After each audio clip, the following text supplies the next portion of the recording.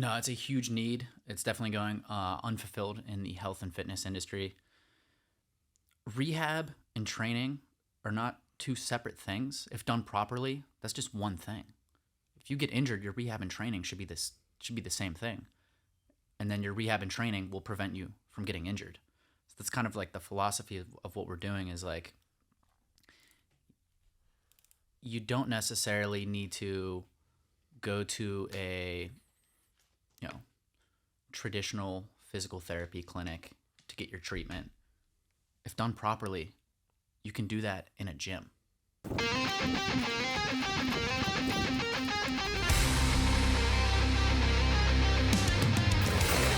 are now tuning in to the Relentless Project.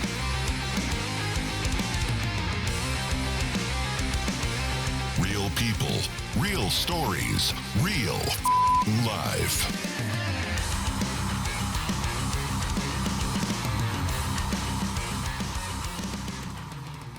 Hey, what's up, bro? I'm here with Liam Carlin with Totem Training and Performance.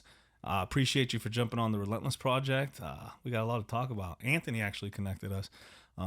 Good dude. So tell us a little bit about your story. Like, what got you into personal training and wanting to help people in the fitness industry? Sure, man. So thank you so much for having me on the podcast. Welcome to the Totem Training and Performance office within Pittsburgh Barbell Club. We're here in Bridgeville. This gym's been here a long time. There's a lot of history here. Craig Wolfley actually used to own this gym way back in the day. He ran a boxing gym here. So this is like a total fitness center. Yes, yeah. And it's been through multiple owners, and it's been around a long time. So I think it's pretty cool. There's some history here. And now you're a part of it. Look at that. Absolutely, yeah. But yeah, man, so I've been big into fitness for most of my life. I started doing martial arts when I was like a really young kid, and then by the time I was in like middle school, I started lifting weights and things like that for football. Football was my big sport through school. It was my main focus. So, what'd you play? What position did you play? I played running back, played a little bit of wide receiver, a little bit of defensive back. I'd say mostly I was at running back. Cool. I played what they call flanker, small receiver who can't catch. Yeah, he can run like a slot guy. yeah, can't catch, but he can run. I played a lot of that too. Yeah, mostly I was just blocking though. They have me at flanker, and I just have to block. Crack blocks. Those are illegal now, apparently. Yeah. I learned, but kids were getting knocked out. Oh, dude, I was licking my chops when they'd be like, "You're crack blocking." Bet. Yes. So you did football. Started when you say martial arts. Would you start when you were younger? So my dad would take me to the Muay Thai gym with him when I was very young, probably like 4 or 5 years old. That's interesting. Yeah, he's been training for a long time, so he would bring me with him. Kids start karate or jiu-jitsu's big now. Mm-hmm. Or what's the other one? It's like karate. People are gonna fucking rip me to shreds. Taekwondo. That's it. Taekwondo. Yeah. You started Muay Thai. It's a little brutal. Yeah. Yeah. Kicks. A lot of kicks. Yeah. Okay. And back when I started, there was I think there was only one Muay Thai gym in all of Pittsburgh. It wasn't very well known. A lot of people didn't even know what Muay Thai was. A lot of people still don't know Muay Thai is. Yeah, right. Clinches. That's like when I think Muay Thai, I think clinches. Mm-hmm. So what separates it from like kickboxing and other striking sports like that is clinch, knees, elbows. Brutal. Muay Thai, the way they score it is very interesting. It's pretty much scored on damage, how much damage you inflict on your opponent. So it's not like karate where you're trying to score points, or wrestling where you're getting back points. It's really just you get your points through how much damage you inflict through your different techniques. And then each technique is viewed differently, like kicking, punching, knees, elbows. They all score differently. But the main point is you're trying to inflict damage on your opponent. I like violence. Like, people, like, if you're not capable of violence. So what is being nice, right? People talk about, oh, he's a nice guy. It's like, but he's actually like a douchebag, and then like a lot of hidden agendas and stuff. Like, that's not a nice person. Your incapability of violence doesn't make you a nice person.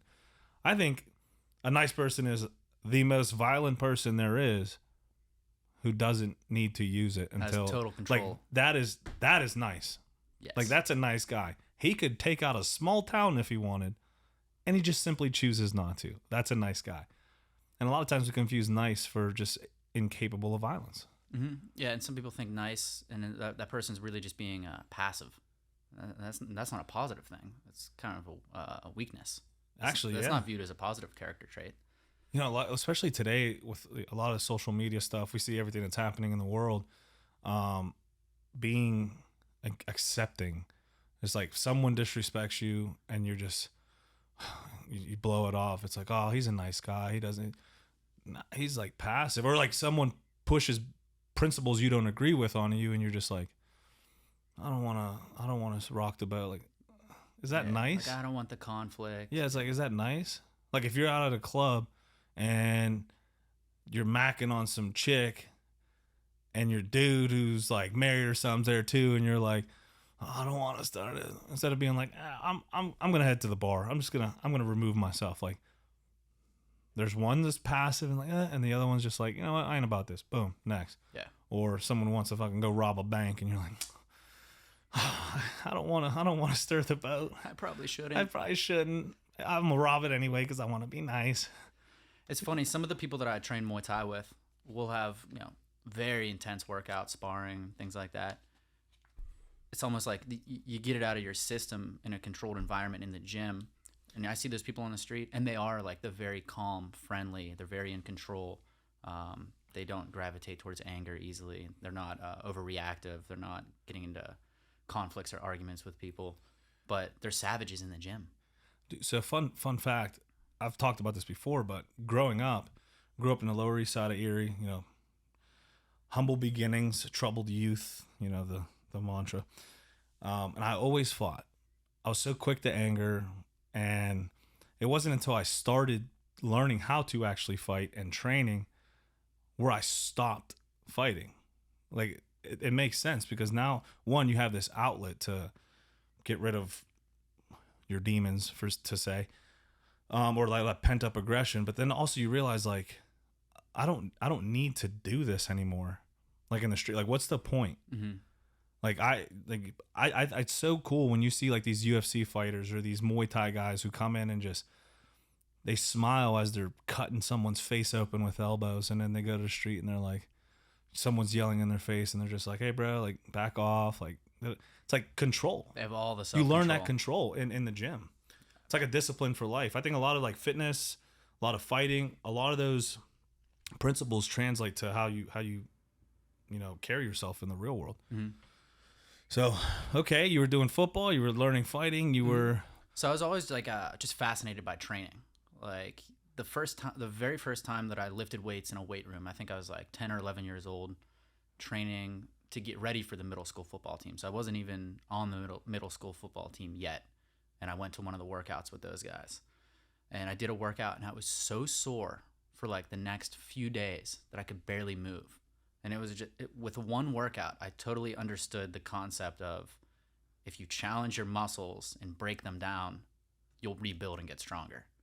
With one workout, I was like depleted, so sore, I could barely move the next day, and it was fascinating. And ever since then, I've been hooked on fitness. So it took the very first workout I did when I was a kid, and the soreness I felt, it was like I had an epiphany, like, oh, I get it. And it was like, at the time, I didn't understand progressive overload. I didn't understand that concept. It was just, I didn't understand that terminology. But that's what I kind of understood is like, oh, if I push myself in the weight room, I will get stronger by challenging my body. And I've just been in deep ever since. Since 10. Yeah. Dude, where does that come from though? Because we see a lot of kids in the gym and they don't have this epiphany. Why do you think you were able to get there so fast and so young? Like, can you attribute that to anything, or just happened? Both my parents are very healthy. They're in their 60s. They still work out all the time. They're very fit and healthy. So I definitely had a good basis at home of like, I knew the importance of exercise and fitness even as a kid. But I think I was just motivated to make myself better. So whether that be for sports or I just always enjoyed challenging myself in the gym. And it was never really for all of like the external benefits of like, oh, I want to look good to get this girl, or I want to win this trophy or something like that. It was just all internal. I just like the self-challenge. I have a buddy in Erie. They have Erie Fitness Academy. he was actually on this episode on this show, and he goes to like colleges and stuff and talks to people about like their whys. And he mentioned something interesting in an Instagram video, how, you know, if he's like, why do you want to work out? Why do you want to get fit? And people are like, oh, I want to look good. And he's like, wrong. Like, why do you want to look good? Dude, he had these kids go to such a depth of their why, and like society lacks depth now. Like, we're like, I want to look good, but why do you want to look good? Does it come from a place of insecurity? Why are you insecure? And then he just kept going down this rabbit hole of levels until, like, I feel like in the end of the video, everyone's eyes were like, I need to go better every aspect of my life. And you were able to just get there immediately as a kid. That sets you apart extremely. Like, that's a huge gap, because for me, I didn't get that until my 20s. Yeah. You know, I was working out at 15, but I was working out because I had to train for football. I had to train for baseball. Then I got into some MMA. I had to train for MMA. Like, I didn't have a why. Like, you were able to develop that. And vanity is definitely a component of fitness. We all want to look good. No, there's nothing wrong with that. It's a good byproduct. Per se. But there's other factors to it, for sure. For sure. So you get into this training world.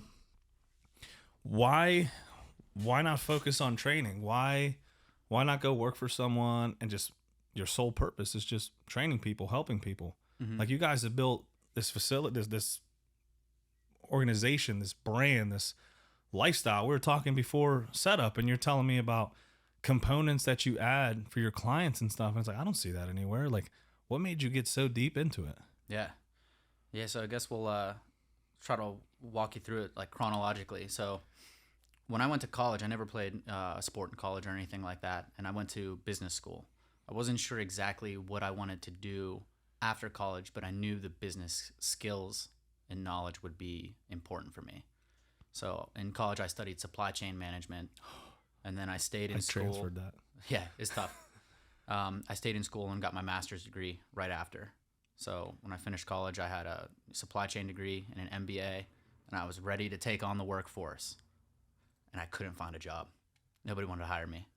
And I'm like sending out crazy job applications. I'm stressing over it. And finally I get picked up. It was like a distribution company that I'm working logistics for, like doing the routing for the trucks and things like that.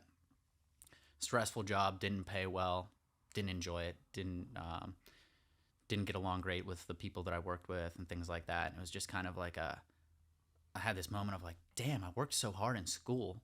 I thought that there'd be some payout. This is terrible. And this is right around COVID era. So I actually got laid off from that job. And during that period, I got laid off because of COVID. And it was a tire distributor, and they just shut down the tire manufacturing industry for months. So a lot of people lost their jobs. Pretty much everyone that I worked with had lost their job. During that time, I started to get more serious with considering, can I do the fitness, which was always my obsession, side hobby, passion, whatever you want to call it. Could I do that as a career? So I started to take the business planning a little more seriously during this time off that I had. And it was a couple months that I had off, and I got all of my personal training certifications and things like that, and got everything kind of set up to run it as like a more formal business. I ended up getting another job in the trucking industry. And it was similar to the last job that I had that I didn't enjoy. And I ran into some of the same corporate issues of just that industry, and just really just the issues of that you have to deal with when you work for somebody. That just never jived well with me. I never liked having to talk to my boss and be like, hey man, may I have a day off I have this, this thing that I needed to do. Like, isn't that crazy? Like, that's where we're at in life. It's like, as an adult, we have to ask permission. It drove me crazy. It drove me so crazy that I quit, and I'll never do that again. I never want to work for anybody. Just for little things like that. Like, I have to ask permission to either go on this vacation, or, what if I have like a doctor's appointment or something like that, and I have to go. You're out of sick days. Yeah. Like, hey, sorry. Like, nah, man, you don't have any PTO. You can't take the day off. Like, in my head, I'm thinking, I came in your office actually to tell you that I won't be in on this day. I'm not asking permission. I'm giving you a heads up. Right. That's funny. I'm going to use that when I go to work. Hey, boss, this is a heads up. I ain't coming in. Yeah. So while I was in this this other job, I was still working on the fitness stuff on the side, thinking, how can I take what I like to do most and make it my career? So I'm working 60 hours a week. After work, I go straight to the gym. I'm working out myself, and I started training clients. Now I had this certification. Then I started to take all the other business steps, set up an LLC, worked with a graphic designer to develop a logo, worked with some photographers and videographers to set up social media. We'll give a shout out to Anthony, Jordan, Shane. Good dudes, Those man. are the guys that kind of put us in touch. So definitely got to give them a shout. Pittsburgh Flyover. They just started didn't they just start like a media company? Mm-hmm. So between the three of them, they have Offscript. Offscript Is their company. That's photography, videography. Could be anything for, launching a business or a wedding or an event or something like that. Bro, they got drones. They got They got everything. all the tech you can need. Everything. Yeah. That's awesome. Yeah, shout out to them. Yeah, good people. So I started, taking all these steps to have like a more formal business. And then I hit a threshold where I had enough clients outside of work and I had a system and structure for my business in place where I felt comfortable, where I could say, I don't need to have this formal corporate job anymore. I'm going to pursue this, what was once a side hustle, pursue it as a career and see what it can become. Everyone told me not to do it. Of course. Even my parents love them to death. They were like, what are you going to do for insurance? Or, what's your retirement plan going to be? And like, it's these hyper rational thoughts come in where it's like, I don't know, it's a little risky. Like, fuck yeah, it's risky. That's why no one else does it. That's part of it. It's like, yeah, you got to have some balls to take the risk. Dude, I envy that. I respect that so much because you have a cushy corporate job. A check is coming. So long as I show up here, a check is coming. You have retirement plans, insurances, you have a structure that you have to follow because someone else is telling you what to do. For a lot of people, that's safe. And like, I talk about this a lot. It's like, if that is for you, that is awesome. Like the whole purpose of this podcast is finding your why and diving into it. If corporate America is for you, that is great. Like you have it figured out, but there's this group of people who just can't conform to that, and they're often seen as lost. And it's usually creatives, people. You're giving up your corporate job to what? Train people? Mm-hmm. Go work for this company and train people. That ain't for me. Like I want to do it my way, dude. That's huge. That's awesome. And you just dove off the cliff there for that. It's dope. And now you have. I'm gonna call it Totem TMP. Do you guys do that? Because that sounds so good. You call it Totem TMP. I like it. Totem TMP. Now you have Totem TMP. Hell yeah. So at that time when I took that jump or that leap of faith, as you referenced, I like that. Like jumping off the cliff, man, you got to learn how to fly on the way down. Yeah, that's the best way to do it. And around that time, like I had a lot of family and friends kind of trying to veer me off course and say, hey, like I don't like, are you sure about this? I stopped listening to them and I just started seeking out the friends and mentors I had that were like, yeah, go for it. So it was just a decision of like, I'm not going to listen to these people that are telling me not to do it. And I'm going to go out of my way to find some people that are telling me to do it. And I'm just going to listen to them. So I had some of my friends who were similar in the sense that they had kind of rejected the corporate model and done freelance work. They were like, yeah, man, quit your job. Like, do it. Absolutely. And I was like, good. I'm going to listen to you. I know. Thanks, I'm doing man. this right. Yeah. I know I'm doing it right. Yeah. My tattoo artist, actually, he goes by Nero. He does paintings and tattooing and things like that. He was huge in telling me to quit my job. He actually had like a sit-down conversation. He slammed his fists on the table and said, the time to strike is now. Then the next day I quit my job. So we can blame Nero. Yeah. But you need people like that. And oftentimes in life, it's who you surround yourself with that's going to determine what you do. Mm-hmm. Because if you would have chosen to listen to your parents and the group of people who are like, don't do this, like this is not safe, you want to think of your future, you probably we wouldn't be sitting down, that's for sure, because who knows if I'd have run into you, but who knows where you'd be in the I'd still be in the office begging my boss to get a day off. Yeah, I got to get on the Relentless project. Can I please have a day off? So it's who you surround yourself with, and you decided, to take this chance, and then you had this group to back you. That's awesome. Mm-hmm. Yeah, so that was big, just kind of choosing the people that I needed to listen to in that moment. And then I started being a full-time personal trainer, and that was my only source of income. Is I had to build a clientele, was training them in the gym, and just charging a fee per hour. And first couple months, it was like a little bit of I would say just like a adjustment period. But after the first couple months, business was good. And then I started, after those first few months, I started making the same amount that I had at my managerial corporate job.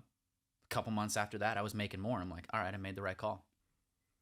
So it didn't take long for me to get the business up and running. And you were doing like privates at that time? Mm-hmm. Yeah. So when I first started, I was doing all one-on-one personal training. And that was just independently through my own LLC. Then I started to expand when I was realizing the need for a lot of people in the gym are in pain or injured, and they don't know how to help themselves. Myself included. I was training all the time. I'm having back pain issues. I'm having shoulder issues. I'm having knee issues. So I met a physical therapist named Gage, and he actually worked very close to the gym that I was training at the time, right next door almost. I met with him. He immediately took me under his wing. He was my strength coach, my physical therapist, and also just a mentor to me. So he was just, a really helpful connection to make. And then once I knew his expertise, and he had helped me through some different injuries and things like that, I started referring my clientele. If they got injured, I would refer them to him so that he could get them healthy, so that they could come back to the gym and train with me. As a personal trainer, someone hurts their back or something like that, they're like, hey, I can't work with you anymore. I'm injured. It's like, hey, I need them back in here to work with me. How can I get them back as soon as possible? I got to send them up the chain. You got to work with the doctor.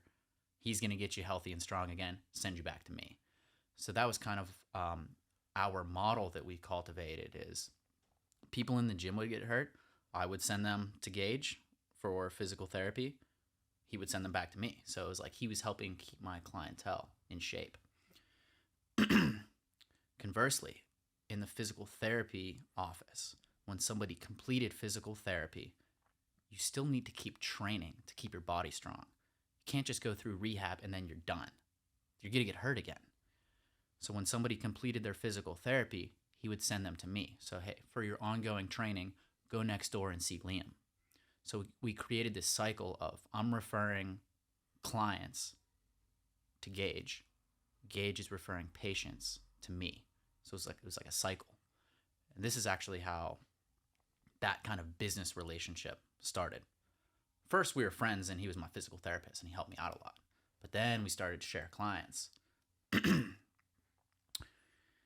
Gage had a physical therapy student that he trained, Tyler. And then the three of us started working together. Gage and Tyler are doctors of physical therapy. I'm a personal trainer. The three of us joined forces and created Totem Training and Performance. Dude, that's sweet. And it's also it's like it's the full package, the full service, if you will. You see these. I work in metaphors, if you haven't picked up yet, but you got to change your oil, right? You can go to those 15-minute oil changing places that just change your oil. Then they're like, hey, by the way, you got this wrong with you. You should go get that checked. Well, now you got to go somewhere else. You guys have built a place where, hey, you got to get your oil changed. You also need your filters changed. We can also do that. You need new tires. We got you. Like you're creating this one-stop shop for people to get better, get healthy, and kind of evolve. Yeah. That's awesome. So I would even say like more than just training, it's like almost like health and wellness. Yeah. All encompassing.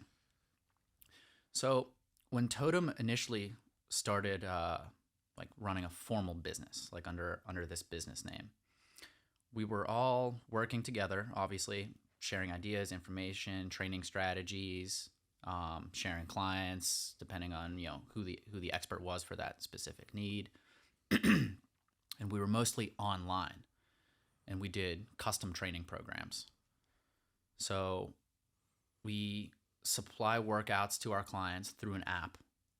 We could see all of the workouts that they're doing. It collects a lot of data, so we can get all the information on the workout they did, how much weight they were using, how many sets and reps, etc. There's videos of us three doing the exercises. So that is how it initially, the business started, is just online. And then we've since expanded our product offering. So now at this stage, Totem Training and Performance, now that we have a brick and mortar facility that we're in, we're not just online.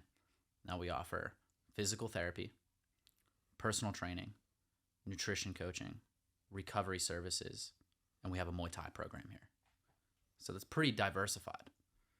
You guys almost are filling, like, not almost, you are. You've closed this gap in fitness that we see oftentimes. I'm a big gym goer. I've been to many gyms, and it's like you have a strength training gym, or you have a physical therapist office, like all these kind of isolated things. You guys are bringing it all together and closing this gap that I think is so important in the health and fitness world, because especially in training, right? You got someone who you train Muay Thai.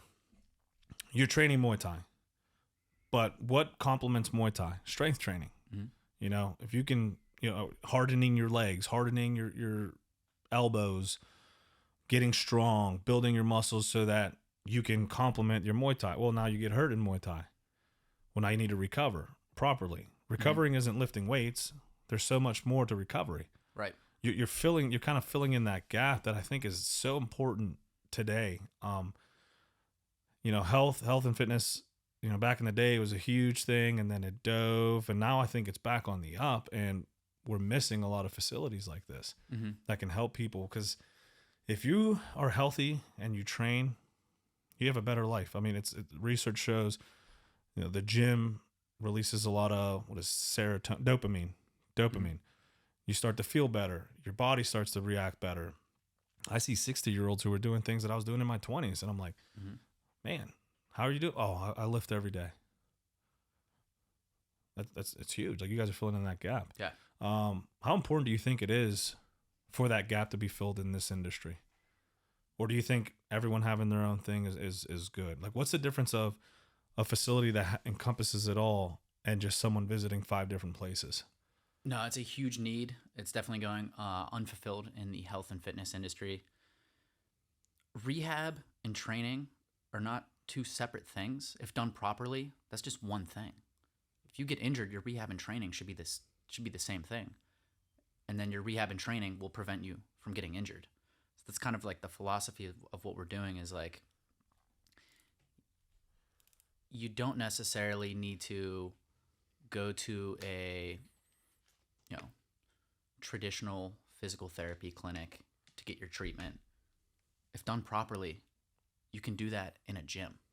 Like, we have our physical therapy office here, but then after they get their manual treatment from the doctors take them out in the gym to lift weights, because you have to get stronger to prevent yourself from getting injured again. So it's not like that. When people think traditional physical therapy, they think like they're walking into this office and they're going to have a doctor tell them to squeeze their quad muscle, and then they're going to get heat and stim, and then they're going to leave. Not here. You're going to get one-on-one treatment with a doctor. You're going to get your hands-on manual techniques done, and then they're going to take you out in the weight room. And they're going to put a barbell on your back and tell you to squat to get your back stronger. Dude, the healthcare industry in general has done the community a disservice. I've gone to the doctor a few times, and sad I have to say this, but like, I try to limit my interaction with the doctor, because they always tell me something that I know is not what's best for me. It's like they're diagnosing a general thing. They're not talking to me. They're not looking at me, and they're so quick to shove a pill down my throat rather than go, hey, like, what bothers me the most about the healthcare industry, I'm about to go into a little. You go there, and you're like, hey, man, I'm feeling like, let's say you're talking to a counselor. Hey, man, I'm feeling depressed. Usually, and I'm not saying everyone, usually what's the first thing a counselor will say to you or prescribe you? They get to prescribe some sort of antidepressant A pill. medication. Yeah. The first question, how much sleep are you getting? Hey, how's your diet look? Mm-hmm. If you're eating cakes and Skittles and Oreos, like that's going to take a toll on your mental health as well as your physical health, which coincide. Mm-hmm. You know, when the first question isn't how much water are you taking every day? You haven't taken a glass of water in over 2 months. You take Sprite. Well, I'm guilty of Sprite, so I'm gonna leave that out. You take Diet Coke and Pepsi and Mountain Dew and juices with high fructose corn syrup, and you don't drink water. Mm-hmm. Let's change some habits first before we go into telling you you're depressed and you need a pill to be better. Yeah. Dude, that's what blows my mind about the healthcare industry. Or you go to see a doctor and you're like, hey, I got some pain in my shoulder, or my heart's beating. Hey, how's your sleep? Do you get quality sleep? Are you tracking your sleep? How much water are you bringing in? Are you using electrolytes? Because just water isn't hydrating. You need these minerals, and these aren't the conversations that are being had. Never. And you're ready to prescribe a pill. The things you could be asking, or the things that they should be prescribing rather than just a medication, are better sleep pattern, better diet, exercise regimen, more sunlight in the outdoors. Oh, dude, I just started reading a book. I told you this is not your typical podcast. We own the day, own your life. You ever heard that? By Aubrey Marcus. That's the one. I read it. It's a good book. He talks about that. How important like 20 minutes of sunlight first thing in the morning is. Super important. He also in there does something that I've been incorporating. First thing in the morning, people are either getting a hot coffee or they're running out the door to go to work. Glass of water with a squeeze of lemon, pinch of pink Himalayan salt. Yeah, dude, I've been pushing that. I've been pushing that. Dude, I've been crushing that every day. Now I'll throw some creatine in there as well. Big supplement guy, so I'm taking a bunch of different supplements throughout the day. So in the morning I'll have creatine, water, a little bit of lemon juice, pinch of pink Himalayan salt, and I mean, you're going to have more energy. You're going to feel better. You're hydrating yourself first thing in the morning. Then have your coffee, breakfast, whatever after that. Dude, it's so crazy. Like when you talk to different people and they all say similar things, Mm-hmm. like in the industry, and you're like, man, this must be the thing to do. But the internet says, but it's like, I've been incorporating that. And another thing he says is like, get your heart moving first thing in the morning. Mm-hmm. Like not a workout. Like if you go to train after, cool, but like pumping the blood throughout your body first thing, because you're sleeping, you're dormant, you're dehydrating, which I didn't know. Mm-hmm. You're dehydrating as you sleep. Like your body's using energy. Your body's recovering, recouping. Like your body isn't shut down. It's actually, it's firing. Your metabolism slows, but it doesn't turn off. Yeah, dude, that's something I had no idea about. And so I started reading this book and I'm like, that makes sense. So like in the morning now, I'll do like 50 push-ups just to get the blood going and for stuff like that. circulation. Yeah, that's good. He's like, it's the equivalent of metaphors again. Turning on your car, putting it in drive, and just slamming on the gas. Like you're gonna ruin that engine eventually doing that. Instead of turning it on, letting it warm up for a couple minutes, boom, easing into the pedal. Like that's what we do with our bodies every morning. Because I'm guilty of it. First thing I do in the morning, what do I drink? Because I need energy. Because I sleep 4 hours a day, which is horrible, not recommended. Slam some caffeine. You're on that Jocko Willink sleep pattern. Oh yeah, he's a different breed though. But it's just like there's so many things to do in the day. Yeah. Like I choose to do that. Like I prioritize other things over sleep, which is not important. And when I start to feel fogged down, that I change my priorities. But yeah, whenever we do that as a society, it's I need a cup of coffee. It's like you didn't even eat yet. And he talks about that where drinking that caffeine first thing in the morning on an empty stomach, your body just absorbs it differently, and you crash. That's where you get those crashes at noon. It wrecks your adrenal system. So you said you do some push-ups or something like that in the morning. I just like going for a walk around my neighborhood. So I'll drink that, glass of mineral water in the morning. Then I'll make a cup of coffee, but I drink that cup of coffee as I'm walking through my neighborhood, and I'll do, a couple miles, nothing crazy. Yeah, no big deal. Couple miles. Yeah. Hey, it's small flat. Small it's things. flat, no elevation. So I'm moving around. I'm getting the blood circulation. I've already hydrated. sipping on some coffee, but I'm also getting that morning sunlight. So getting that little bit of sunlight in the morning is just going to kind of help you calibrate your circadian rhythms. If you don't get any sunlight in the morning, your body doesn't even know that it's morning yet. If you're inside, like some people are working from home, so they wake up and they just get on their computer. That is very unnatural and not good for your body. You need to almost tell your body, hey, it's morning, our day is starting, let's go. And one way to do that is getting outside and the sunlight coming out helps you calibrate those circadian rhythms. That makes sense. And it'll actually give you better sleep later at night if you wake up in the morning and get some sunlight. That makes sense. Yeah. Like you hear a lot of times you need the blue light or whatever light from the sun, but it makes sense. Like back in the day, how did we know it was daytime? The sun hit our faces. We didn't have houses. I guess we slept in caves as cavemen, but like first thing you did in the morning was go hunt, but the sun is hitting you. Yeah. Your body is like, oh, it's awake. Like we react to our environment. And I read a study where it showed people who slept with the window open, when the light hits their body, that they tend to wake up. Like they don't have the deep sleep that they should have because the sun's hitting their body. Their body's like, oh, it's time to wake up. That makes so much sense. You're essentially telling your body, hey, we're going. It could be a useful alarm clock. Like I don't have any curtains in my room, and when the sun rises, sometimes that wakes me up before my alarm clock because the sun's coming through my room. I'm like, all right, I guess the day is starting. Have you ever heard of the body charge headphones?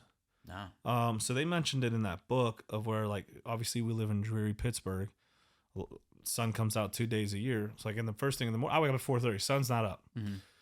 There's these headphones that emit this blue light into your ear canal, and there's studies that show it mimics sunlight.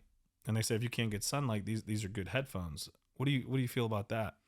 That sounds interesting. I've heard something similar than that. I haven't looked at the research enough to give an opinion, but that is definitely interesting. I would consider trying that. Yeah. Okay, I was gonna say, is that something to it? Yeah. I'd have to look into. I like that this book. He provides all the research stuff, which I need to look into. Aubrey Martin, I'm taking his word for it. Yeah. But I guess looking into the research yourself and like kind of getting that confirmation. I've been meaning to try those to see how it is. So you guys take this like holistic approach to health and fitness. Absolutely. You guys have three. What are those called? What are those called on the totem poles? Sections. Three heads of the totem pole. Three heads of the totem pole. Yeah. You mentioned it's the owners, right? But like I'm thinking, you guys have the physical aspect, mental health aspect, and then I'm thinking like emotional part. Those are the three heads. Yeah. How important do you think having your physical, mental, and emotional health in place? How important is that to succeed in life? Yeah, so that's kind of like the mind, body, spirit. Yeah, I was trying to get fancy with it. That's all right. No, I think that is extremely important. And if one of those is missing, it's going to hold you back. You could be fit like a bodybuilder, but if you have bad mental health, I mean, that's... Yeah, where is that taking you? Yeah. And if you're lacking in your, spiritual or emotional health, in your relationships and stuff like that. So you might have good mental health, physical health, but if you don't have that, like these like friendly interactions and things like that, and if you don't have people to look up to and people to look up to you, and you don't have that type of social health, that's not good either. So it's really important to have all three. It's hard to have all three. That's the secret. Some people have one or two, but usually people are missing the third. How do you guys translate that into your training methodology? The emotional spirit, because you seem like a friendly dude. I don't think you're like, how does that translate into how you approach your clients? I think what we're really trying to focus on is building a community. So all of our clients, everyone we've worked with, I think that they would agree with that too. That it's not just like, oh yeah, I've worked with Totem and it was just a business transaction. Absolutely not. We're almost like a family. The owners absolutely are like a family. But even the people we work with, we want them to all be connected with each other too. So our different clients, we want them to have that relationship. It's almost like a collective, like, hey, you guys are like part of the team now. I think that's been pretty cool. Networking is so huge.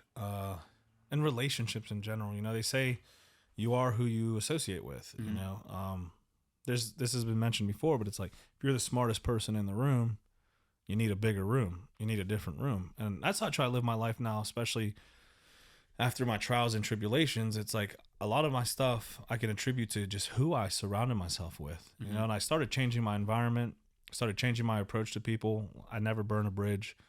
I'll let the other side burn, but my end will always be intact, you know, because it's so important to have a relationship, good relationship with people.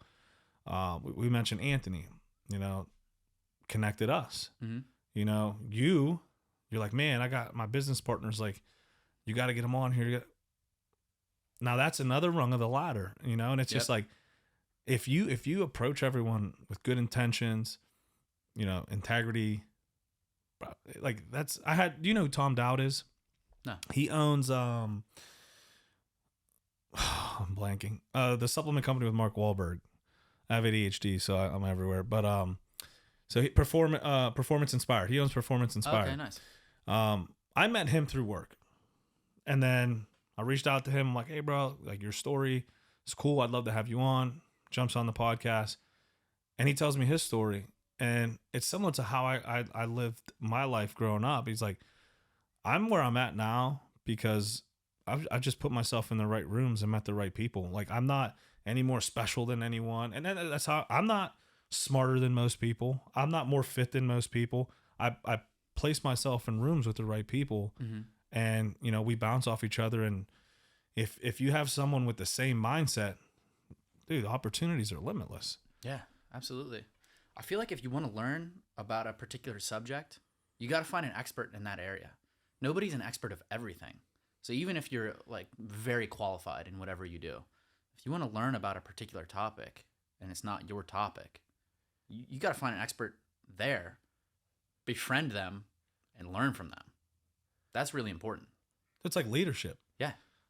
Like, if you're a leader, that doesn't mean you're the best at that. Maybe you're putting the best people in place. You know, like, we think leader, we think boss. It's like, I know a lot of leaders who, and they'll flat out tell you, it's like, you want to know more about this? I got a guy. I know a guy. But like, they just put the right people in places to make the right moves. And it's a perfect metaphor. Yeah. Like, you don't know something, let me find you someone who will. Oftentimes, what do we try to do though? We try to bullshit it, right? Yeah. This, and then you start going down a bad hole, you know, or you want people to look up to you. So you start asserting dominance or asserting authority. And it's like, that's not the way to do it. Being humble, checking your ego, and bringing in the right people. I think that a sign of wisdom is awareness of your own ignorance. You have to know what you don't know and be honest about it. That is being wise. But when you try to bullshit, you're taking a downward step. But being aware of what you don't know, being aware of your own ignorance is really important. Sometimes you got to say, you know what? I don't know that, but I can find you somebody who does, or I'm going to learn that because I know that I don't know that right now. I think you guys have developed this good team of, you know, you mentioned, hey, I'm not certified or specialized in this. Let me send you to someone who is. And then he did the same thing, and now you guys are in business together. Yeah. Talk about full circle. Hell yeah. No, that is definitely important in health and fitness as well. If you have a legitimate injury, you should not be working with your personal trainer on that. You need to go up the chain and, you know, be evaluated by a qualified professional. And I've been in gyms where I overhear conversations like, oh, I'm having this issue here. Oh, what you want to do is, and it's like, oh, are you sure though? Like, can you bet money on that? Lots of experts in the weight room, huh? Dude, oh man. So I'm a bigger guy. I like to lift heavy.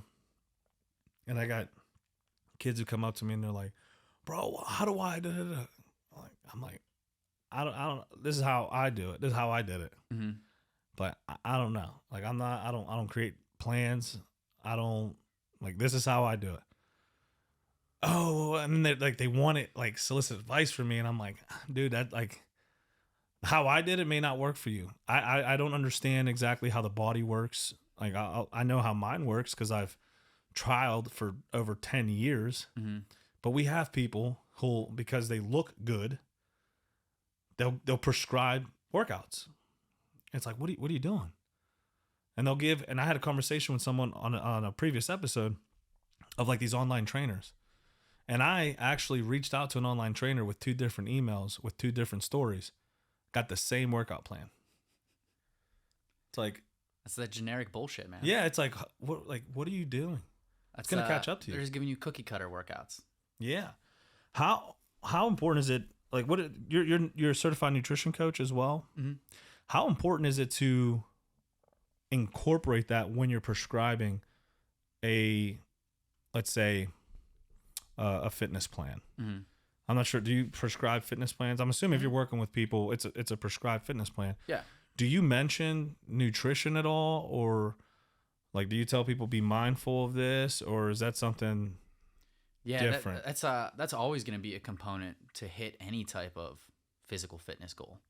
So we do, these custom training programs for our clients where we'll bring them in, we'll give them a full evaluation, talk to them about what their strengths and weaknesses are, what their goals are, see what body issues they have, and write them the custom program. But for them to hit that goal, they have to implement a nutrition plan with that, right? So if your goal is to lose weight and you're coming in, you could be crushing the workouts. But if you leave and then you're crushing fast food, you're not going to hit your goal. You mean you don't just increase your reps to lose weight? It's a little more complicated than that. Just a little bit, though. The fitness industry is so fun. So I want to tone, higher reps. Yeah, 12 to 15 reps, you'd be good. That's it? Okay. Simple. All right, yeah. Everyone should be doing it. And if your goal is to gain weight, gain muscle mass, there's a specific, eating regimen that you're going to need to follow. What is that for our folks at home, if you don't mind me asking? If you want to just be big and juicy, what's the appropriate way to be? Well, let me ask you, because you look like a strong MFer over there.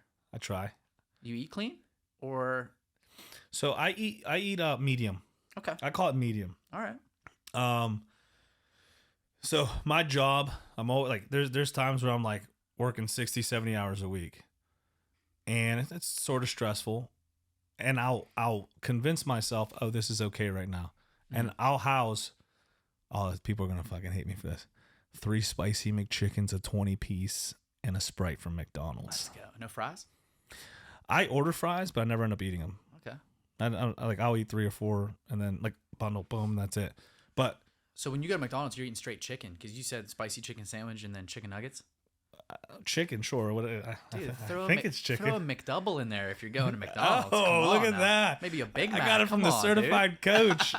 McDonald's is on the list. Hey, if you're gonna go there, you may as well just say fuck it. No, dude. So funny story. When I was dirty bulking, which is such an oxymoron, I was eating a McDouble, a double quarter pounder, a double cheeseburger in between the double quarter pounder, a 20-piece, a large fry, and a Sprite.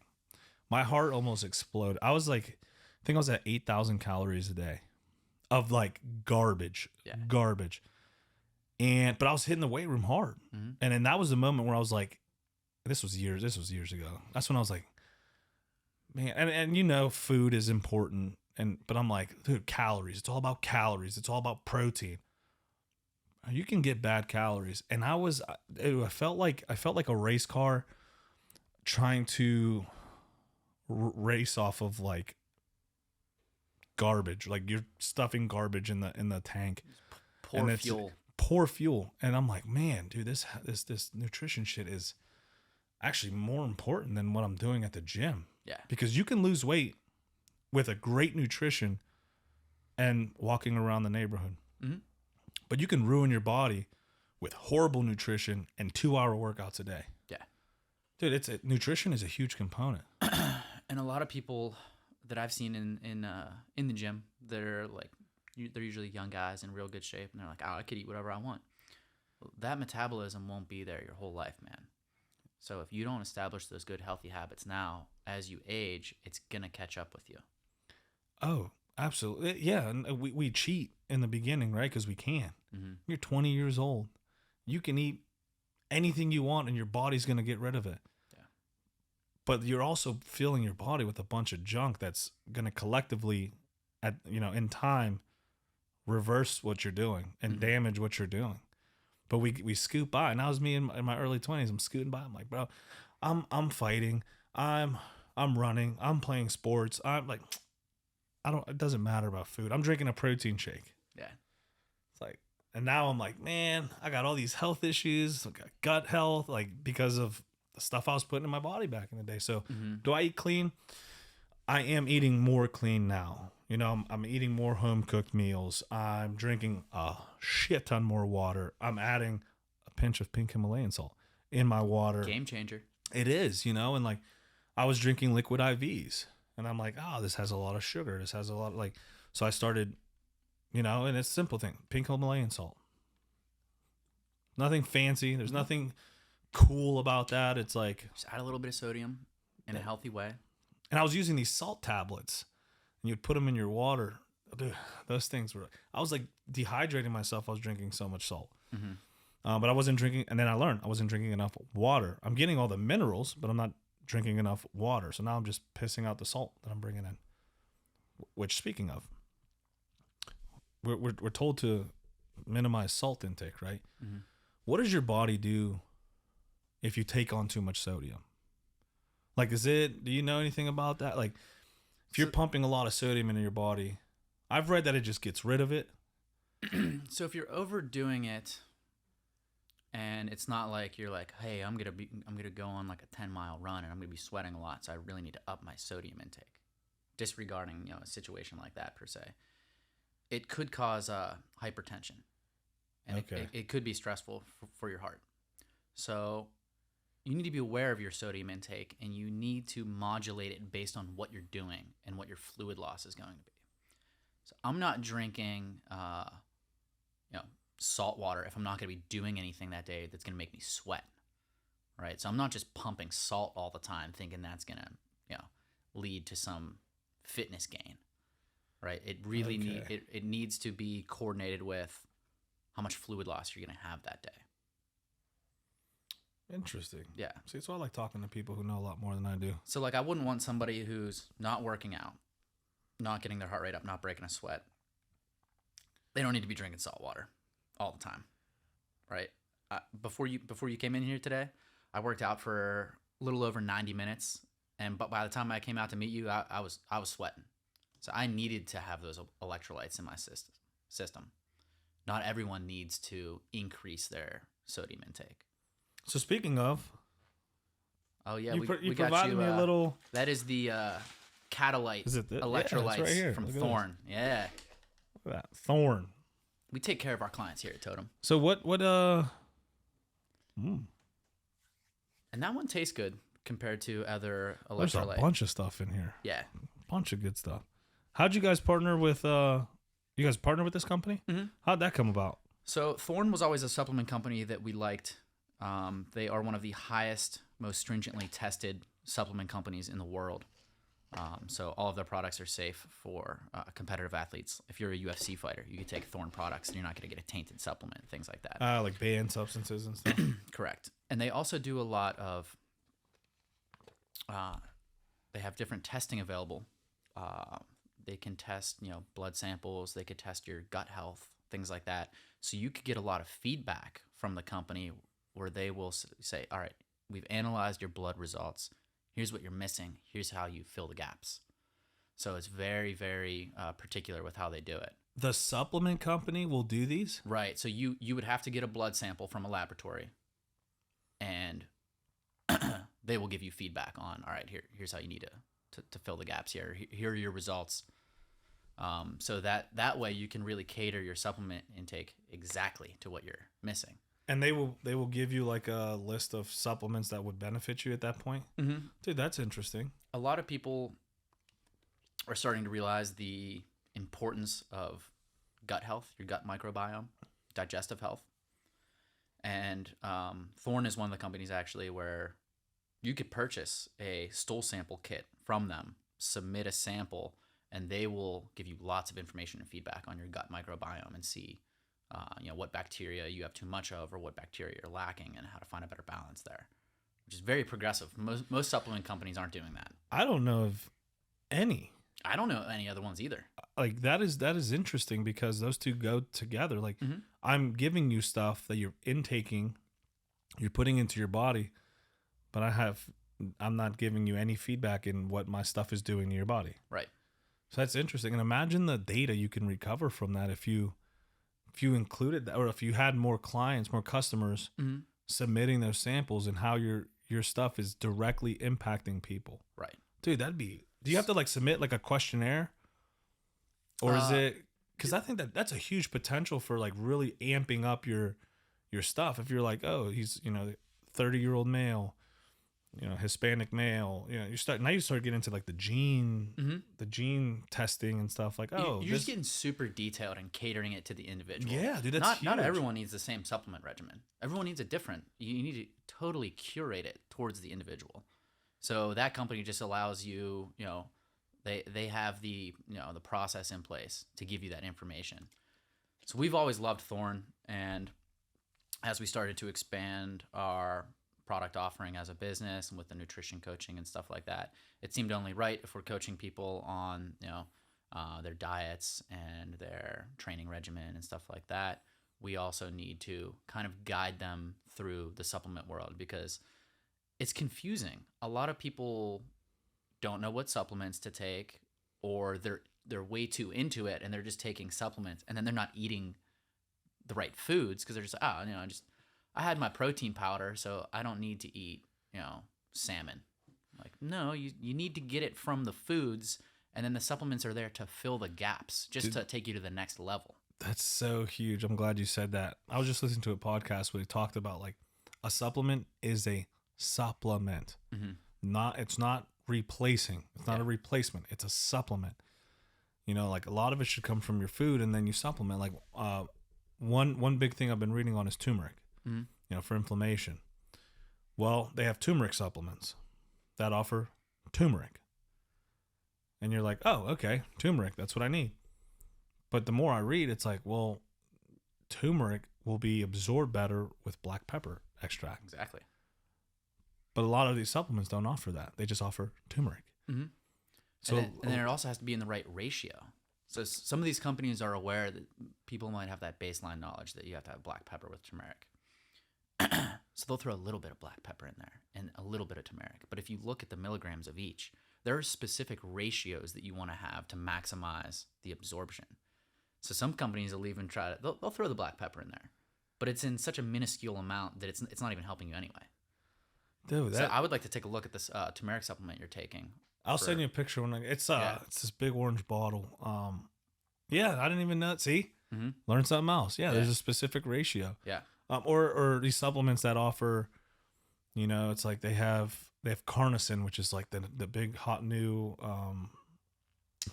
what's it replace? The stuff that makes you itchy in pre-workout. Is carnosine for the? It's a registered It's a trademark product for beta alanine. Okay. So it's like, oh, my supplement has carnosine, and you're like, oh, dude, it's pure beta alanine, so awesome. But it's like 2 grams. Yeah. It's like, oh, you're supposed to have 3.5 grams. Yeah. And a big, I won't say the company because they're too big and they can fucking destroy me if I want it. But there's a specific Pittsburgh company, huge supplement company that offers other supplement companies too, if you guys aren't picking up. And you look at like a supplement company and their version of it, and their stuff is it's like they underdose. They underdose all their stuff, so you have to take more of it. Yeah. So they sell more of it. It's like, dude, why is this supplement company so shady? Yeah. Not this one. I'm saying in general, the supplement industry. Why does it get so shady? It becomes a money making. Yeah, because some of these companies they're just chasing profits, and they've missed what their intention is in terms of serving their client. They're not worried about giving the optimal product. They just want to make money on their product. Even have protein here. Look at that. Okay. So let me give a little Thorne plug here. If you go on our website, totemtrainingandperformance.com, you can navigate to our supplement tab. It will link you to the Thorne website. And if you register through us, you can get 15% off any of their products, all of their supplements. 15% off could be a big deal when you're stocking up on supplements. Oh, especially if you're starting off in this journey, like Yeah. you can be hesitant on, man, do I really want to spend X amount on protein? Like that's a good help. Yeah. We sell supplements in-house here in the gym as well to our clients, and we build in that 15% off to them as well. Oh, you guys are a one-stop shop for everything. That's right. You want to get healthy and fit? Just come to Totem. That's it. There's no way you're going to come here and become unhealthy. Yeah, no. It's impossible. You might learn to fight too. Look at that. I could learn to fight. I went in there for one workout. He fixed my back pain. I'm on a supplement regimen. I want to fight. And I want to elbow everyone in the face now. Like, that's awesome. So, we mentioned obviously training, now supplements. How important is the recovery aspect in your health and fitness journey? It's huge, and it's definitely something that I think is missing. I'm sure you could attest to all the guys in the gym that you've worked out with. They're moving weight. They're strong. They're bulky. They have tons of muscle. How's their mobility? How's their flexibility? You trying to come at me because that's How's exactly their what it recovery is. time? No, yeah. Dude, I'm looking at those big shoulders. I'm like, man, he needs stretched. That's my shoulder mobility. Can you touch both hands behind your back?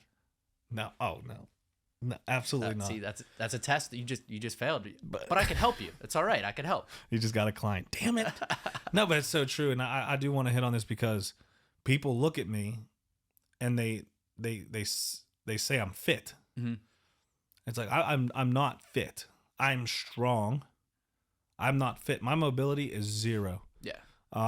That's something I work on with jiu-jitsu. I train jiu-jitsu, so that helps. I do a lot of I've gotten into this thing of car fighting now, where you fight in a car, and the principle there is take up space. Well, I do very good at that. Mm-hmm. But when I find myself in an awkward position, it's tough for me. Yeah. And how many awkward positions are there inside a vehicle? A lot. All of them. It's not a very it's not a stand-up fight game, Yeah. So mobility is huge, and that's something I started incorporating in my training regimen, and it's something that's definitely overlooked. Yeah. And recovery as well. Like when someone like me, let's say someone who lifts heavy, when they get injured in a gym, what do? Maybe take a couple days off or train other body parts. That's exactly it. Oh, I can't train chest. I strained something or strained my shoulder.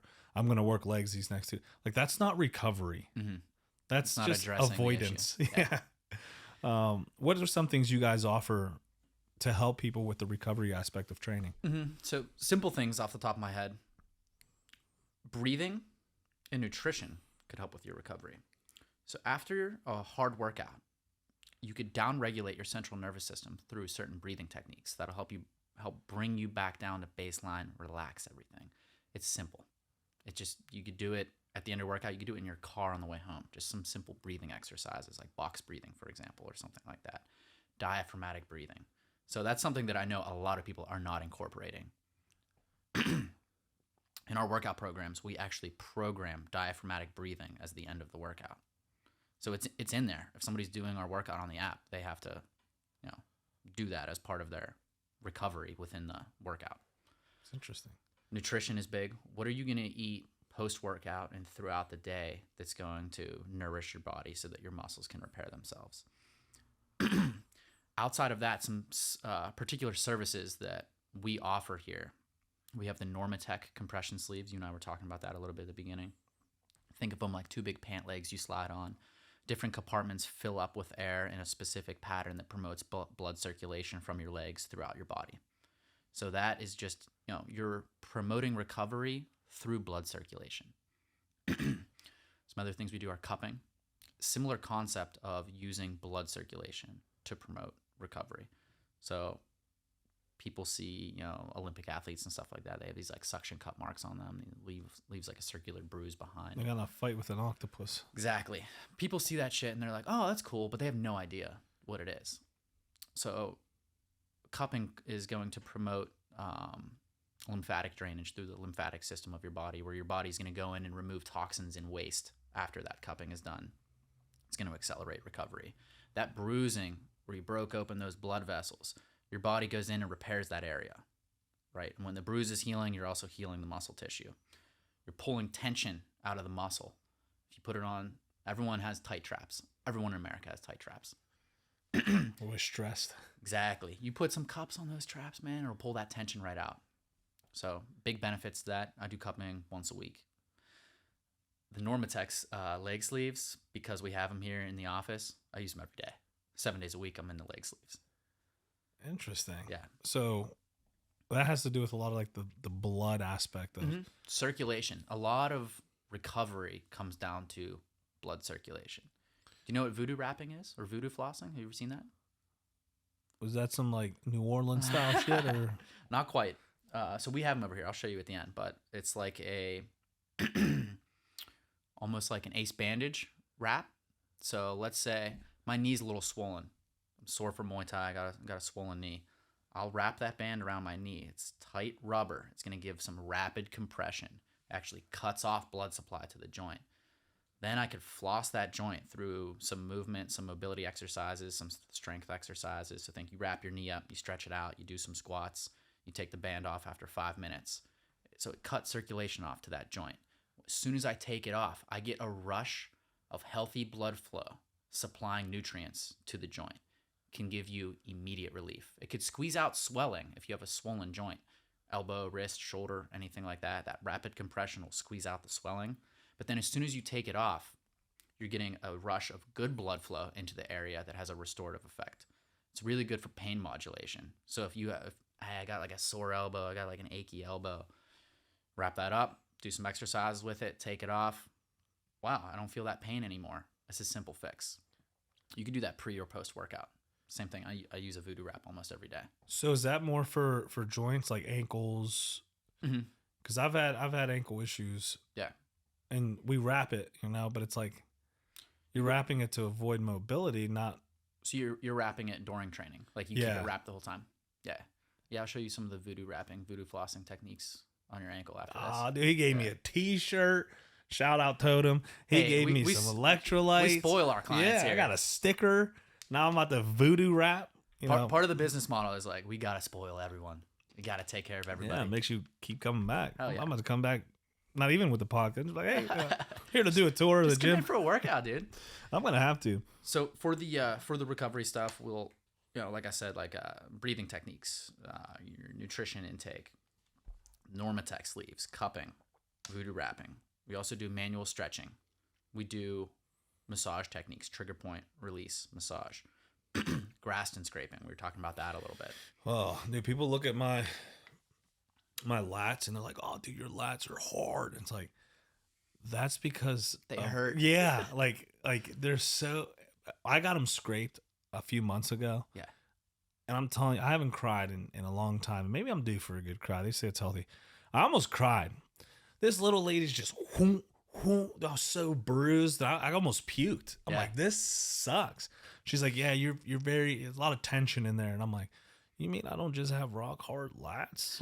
Like it's an issue I have, but no, it's important. And you feel so good. You feel more mobile. And then when they were working on my shoulder mobility, they would work on the traps. Like they'd hold my shoulder and then scrape. Oh, it was painful, but like a good pain, I guess. Positive pain. I'm stealing that. Positive pain. Steal it, man. I say it all the time. Like, we'll do some. You ever use like a mobility ball or a lacrosse ball? Yeah, it's on a trigger point.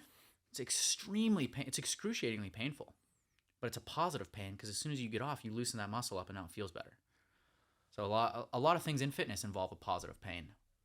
Even the pain of you're lifting weights. You're putting your muscles under stress. There's a little bit of a pain response there.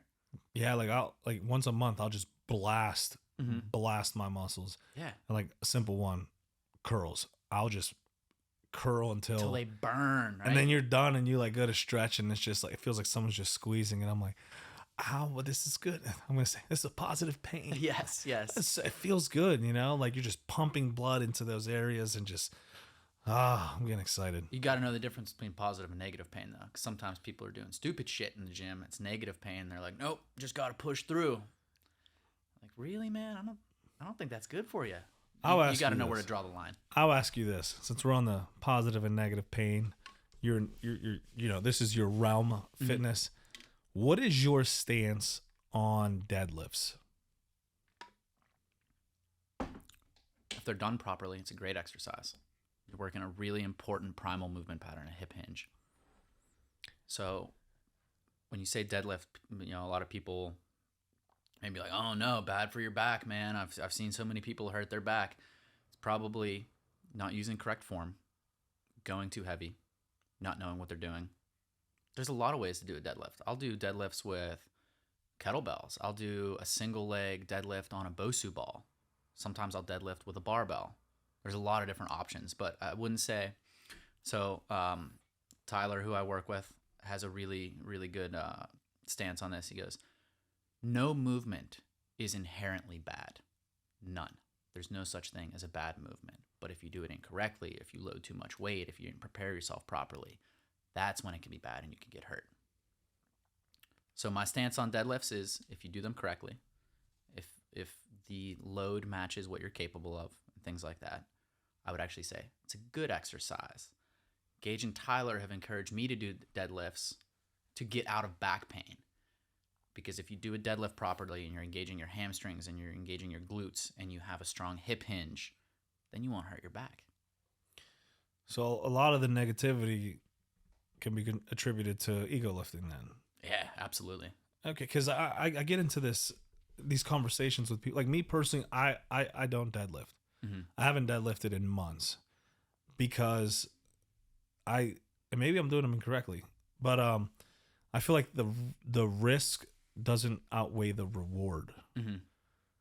What would your stance be on that? Like, is that something you would prescribe Joe from the street who's coming in and just wants to start his health and fitness journey? Or is that something you save more for clients who are a little further along in their journey in fitness and health? Like, is that something you would prescribe across the board because it's so important? Or is that something you kind of hold off for someone who's a little more experienced? So I would say for a movement like a deadlift, so think you're doing that hip hinge movement, that primal movement.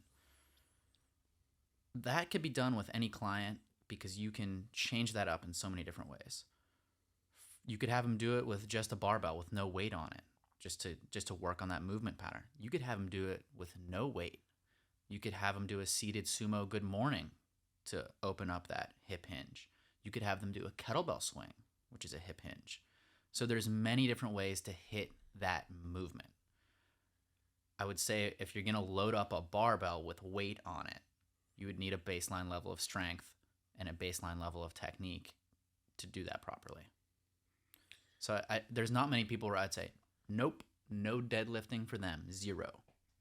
Okay. And you're usually here with your clients, so I guess that's a huge... Yeah, absolutely. Under supervision is an important thing if it's a new exercise or it's something that you don't feel safe with. That's interesting. Okay. So you run this thing.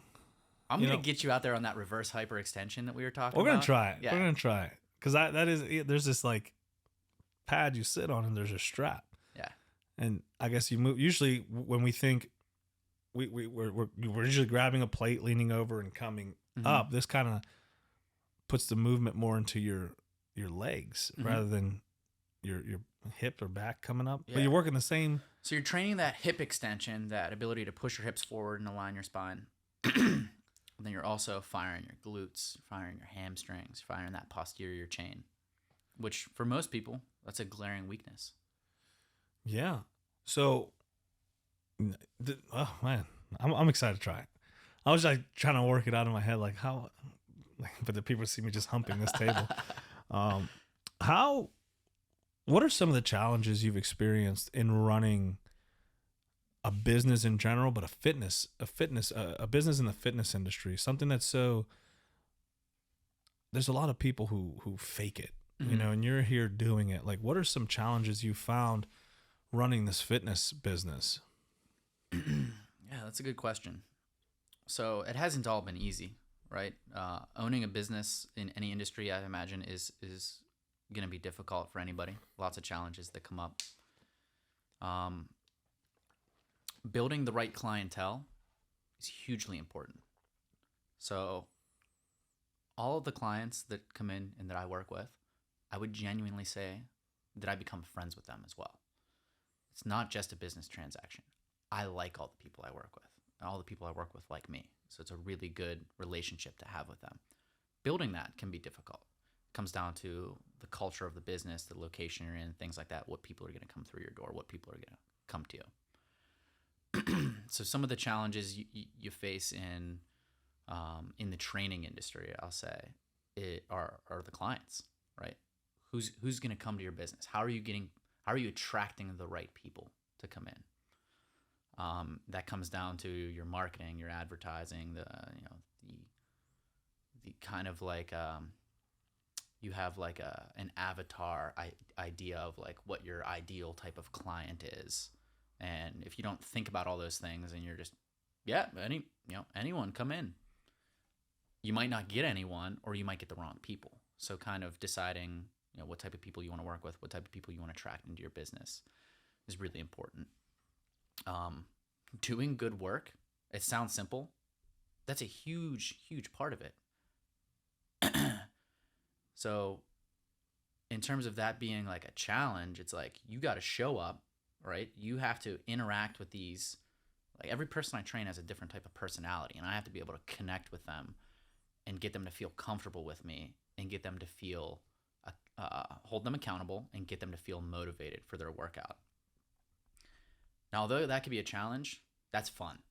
And I'm sure you can relate in terms of what you're doing with the podcasting, where you're interacting with different personalities all the time. Oh, yeah. It could be a challenge, but it's a fun challenge, and it's something that you learn and grow from. Have you ever, I hate to even put you in this, like fired a client? That's something that people don't think about. Like, I am choosing not to work with you because, especially in today's age, we've reached a point where customer's always right? You know, but you have a business to run, and your business revolves around relationships. And have you ever had to say, you know what, this just isn't going to work? And how did you manage that? Yeah, that has absolutely happened before. I've had a few clients that I've had to fire, we'll say, or just kind of break away from. Fire them. Yeah. You fired them. I had to fire a few clients. And there was a couple different reasons. Chronic cancellations. I'd be in the gym waiting for them to come, and then they would text me after the fact, hey, I'm not going to be able to come in and make it. For most trainers in the fitness industry, there's some sort of cancellation policy, right? If you don't let me know within 24 hours, I'm going to keep that payment. And I was like, hey, I'm here ready to work, and you didn't show up. I'm going to have to, keep that payment whether you show up or not. But I didn't show up. Yeah. So I did. I did. And I dealt with that where, some clients where it was really becoming chronic, where I kind of knew in advance, like, yeah, I scheduled them because I really do want to help this person, but they didn't show up the past 4 times. I just had to eventually just say, hey, this isn't working. I want to help you as much as I can, but if you're not committed to it, you're not willing to help yourself. If I'm saving that period of time to work with somebody and they don't show up, I could have been training I could have been helping somebody else. They're actually doing a disservice to another prospective client that could have been in there at that time. So for cancellations, I've had to fire a client. Some people I just didn't quite coincide with in terms of like their ethics, morals, respect, etc. Just kind of how they were carrying themselves. I didn't want to be associated with them. No, that's huge, dude. Like you're over there like, no. Like you get to pick and choose who you work with. Yeah. And they get to pick and choose who they work with. Right. So it's like, and it's tough to make that call, and it's very, very rare. But in certain situations, I'm like, I don't think this is good for me or for my business to have a relationship with this person. No, that's you got to make that call. No, that's totally fair, man. I'm a huge proponent of choosing who you surround yourself with, you know, and in this in the industry, the podcasting world, so fancy. I believe everyone has a story to tell, and I am willing to hear your story. And oftentimes I get reached out to by people, and they're like, man, I want to be on your podcast. Like I had a guy reach out to me, I want to be on the podcast. Cool, bro. Tell me a little bit about yourself. Like, and if I don't know who you are, or I'm gonna ask, Tell me a little bit about yourself. Oh, I have a cool story, bro. I'm like, okay, cool. Like, tell me a little bit. I don't want to be at the first time being across the table from you, and you're just like, yeah, bro. I'm like, okay. I don't know anything about you. You haven't, like, how do I? This isn't an interview. This is a conversation. Yeah. So like, I'm not gonna be here with a list of questions like, what is your story? So, and he's like, you know, I'm gonna try to be sensitive about this because I respect everybody. Mm-hmm. He's like, oh, I'm in this industry and I want to highlight my industry. I'm like, cool. Like, okay, tell me a little bit about your story. Like, how'd you get into? Well, I more want to focus on like my business. And I'm like, okay, cool, we can do that. So tell me a little bit about your business. He's like, oh yeah, we're new, we're launching, we're the best thing here. I'm like, okay, I see. I was like, all right, I see where this is going. I was like, hey, bro, like, this isn't an advertisement. This isn't like, we don't set these up so you can, like, if you can pull stuff from this, cool, but like, this isn't an ad for your business. Yeah. And like, he got kind of offended by that. He's like, oh, but you got people that are talking about their stuff all the time. I'm like, yeah, but it's about them, their story, and that's a part of their story. Like, it's not just that. Sounds a little superficial. Yeah, it's like very superficial. So like, dude got arrogant. I'm like, bro, like, I can choose not to work with you. He's like, well, you want content? I can give you content. I'm like, I don't give a fuck about content. Like, I don't give a fuck about any of that. I don't give a shit about, this can have 20 listeners or 20,000 listeners. What I care about is some person reaching out to me and going, man, that episode was so-and-so, like, that was really cool. Like, that got me. My first episode, my stepmom decided to run again. She had not run for years before that because something that happened. And that first episode, which is the intro, inspired her to start running again. Cool. I'll do the next one. The next exactly episode. What you're going for. Yeah. Like, if I can affect one person in a positive way, cool, I'll do it. I don't fucking need content. I don't care about content. If anyone knows, I hate social media. It's a necessary evil. I hate social media. We put, you see, especially podcasts now, we see these like ads for companies, and it's a podcast, and it's like, no, they sat down for 30 seconds and filmed that specific thing for an ad. That's corny. Like, if we can pull from this, cool, awesome. Mm-hmm. Like, I assure people, hey, grab the video if it helps your business, whatever. Like, this isn't the purpose of it. The purpose is highlighting stories and stuff, and like, man, people, I don't even know how I got on that rant, bro. I just fucking, I hate it. I have a question in that, though. Was this mid-podcast where you were having this conversation with this person and you realized they had nothing to give and you had to pull the plug? This was like a preliminary conversation. This was a preliminary conversation. Okay. Like, has that ever happened where, like, mid-podcast you're like, this ain't going well? Yes. Yes, it has. Did you end it gracefully, or you were like, I'm fucking out of here? Mic drop. Nah, like, because at the end of the day, this dude meant well. Yeah, good intentions. It's just, this person reached out to me and like, hey, bro, I want an episode with you. And I'm like, all right, cool. Like, and then we get on and he's like shy, which I understand. I'm shy too in front of a camera. That's why I do these, because I can bounce off people, talk to people. I love talking to people. You'll see episodes when it's just me. I'm like, so yeah, like, we can expect it. You're like a news anchor. Yeah, at the table. I get it. Yeah. I get it. But like, and it wasn't that it was a bad episode. It was just like, it wasn't really going anywhere, and I was steering the conversation. I wanted to be more focused on the person across from me and not me. Mm-hmm. Like, if you want to know about me, fucking, you can message me. But like, yeah, I'm trying to lift other people's stories, and it's like, and it just like, the person was just sitting there, and I'm like, okay, so tell me about this, and he's like, all right, this. And I'm like, you want to elaborate on that? Yeah. All right. He should have known that in advance. And it's tough. Yeah. And, it's tough. I get it. Like, a lot of people aren't in front of cameras. Like, you work with people daily. Mm-hmm. So you can probably, a lot of folks don't. A lot of folks go from home to their office to the gym to home. Yeah. And they have a story. It's just sometimes it's hard to... difficult to communicate it. Yeah. But I've never had a bad guest on my podcast where I'd say, like, fuck this, I'm out. Because I try to mitigate that before. Yeah. Like, I try to, that's why I do like those Instagram messages with people. Like, I was texting you, hey, tell me a little bit about your background. Like, I know you come recommended, but like, helps me kind of develop the connection and be able to get a feel for the person. Yeah. It's like, luckily all my guests have been fucking dope ass people. when we share similar, characteristics and stuff. So it's easy. It's a breeze. I get to pick who sits across from me. So it's kind of like cheating. Yeah. So that's why I asked, like, have you ever had to fire a client? Because a lot, especially in the service industry, Oh yeah. it's like, well, I'm paying you. I don't care. I don't want to work with you. People can't grasp their minds around that. Yeah.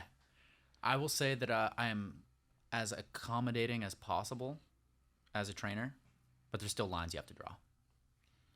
Oh, it's more like respect for yourself. Mm-hmm.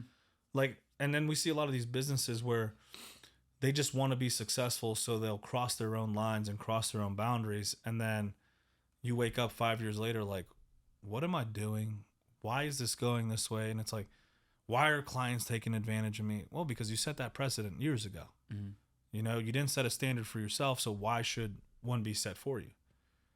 And I think it's important to have boundaries and lines, especially especially if you're in the service industry or if you're working with people, for your sake and for theirs. Mm-hmm. Like, you don't want someone coming in here and then realizing like this is not something they want to be doing. Yeah. Like if you nip it in the bud in the beginning, you save their time, you save your time, and lots of headaches. Mm-hmm. So I get it. It's like, but I have the money, I have the knowledge. Yeah. Your money's no good here. It's like, go. So you'll find someone who will take it. I promise. But it's not me.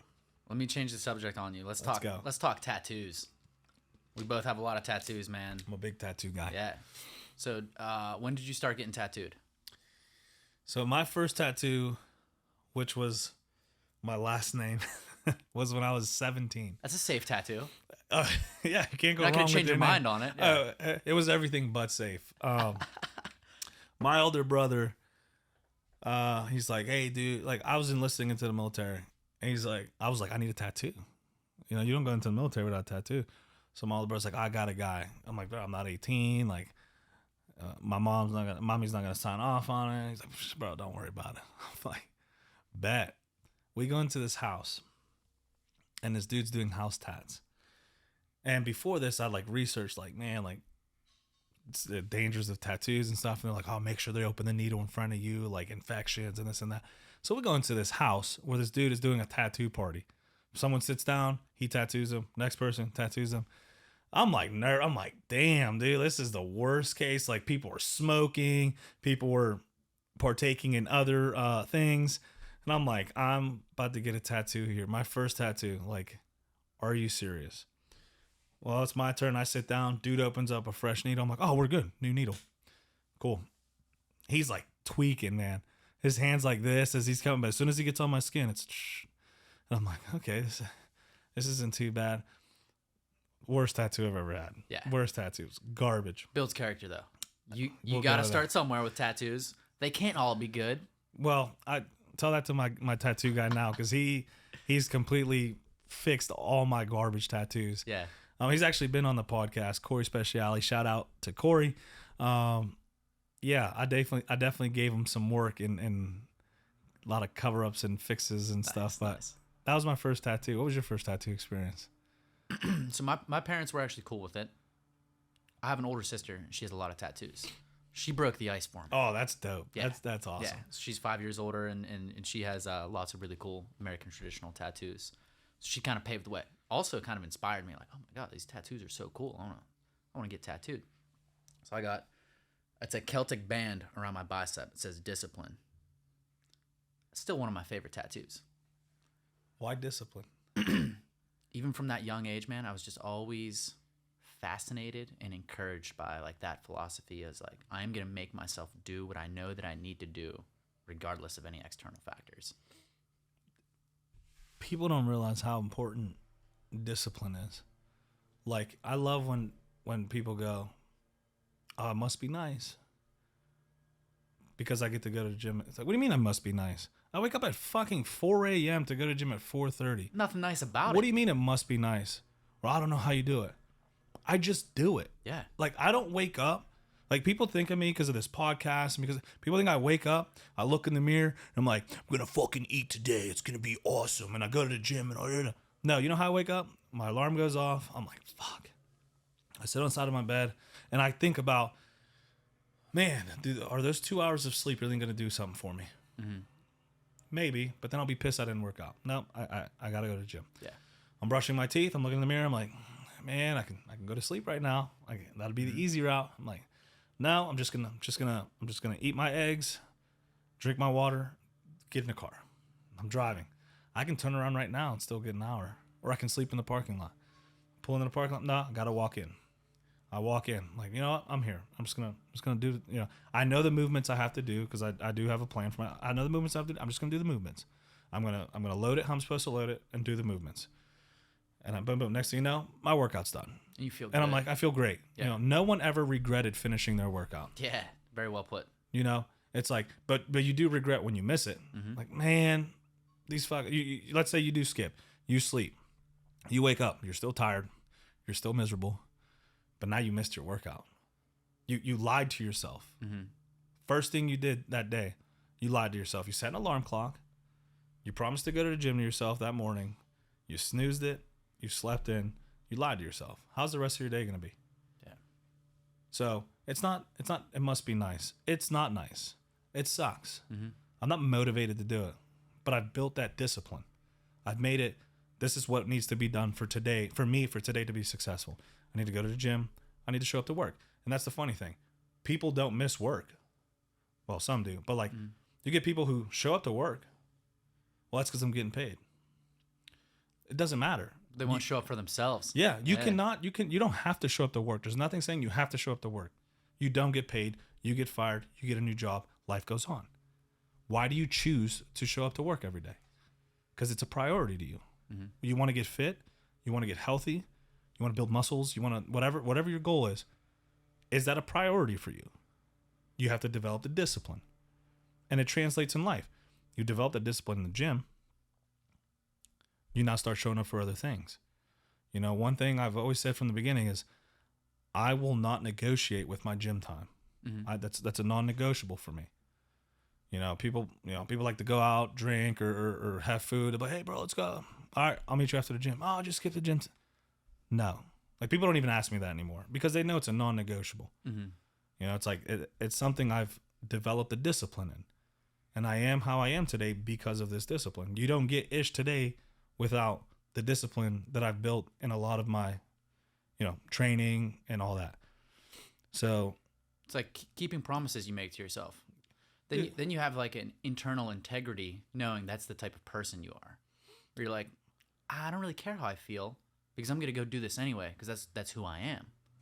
Bro, it's like people will go to the bar religiously. Mm-hmm. They won't miss that every weekend.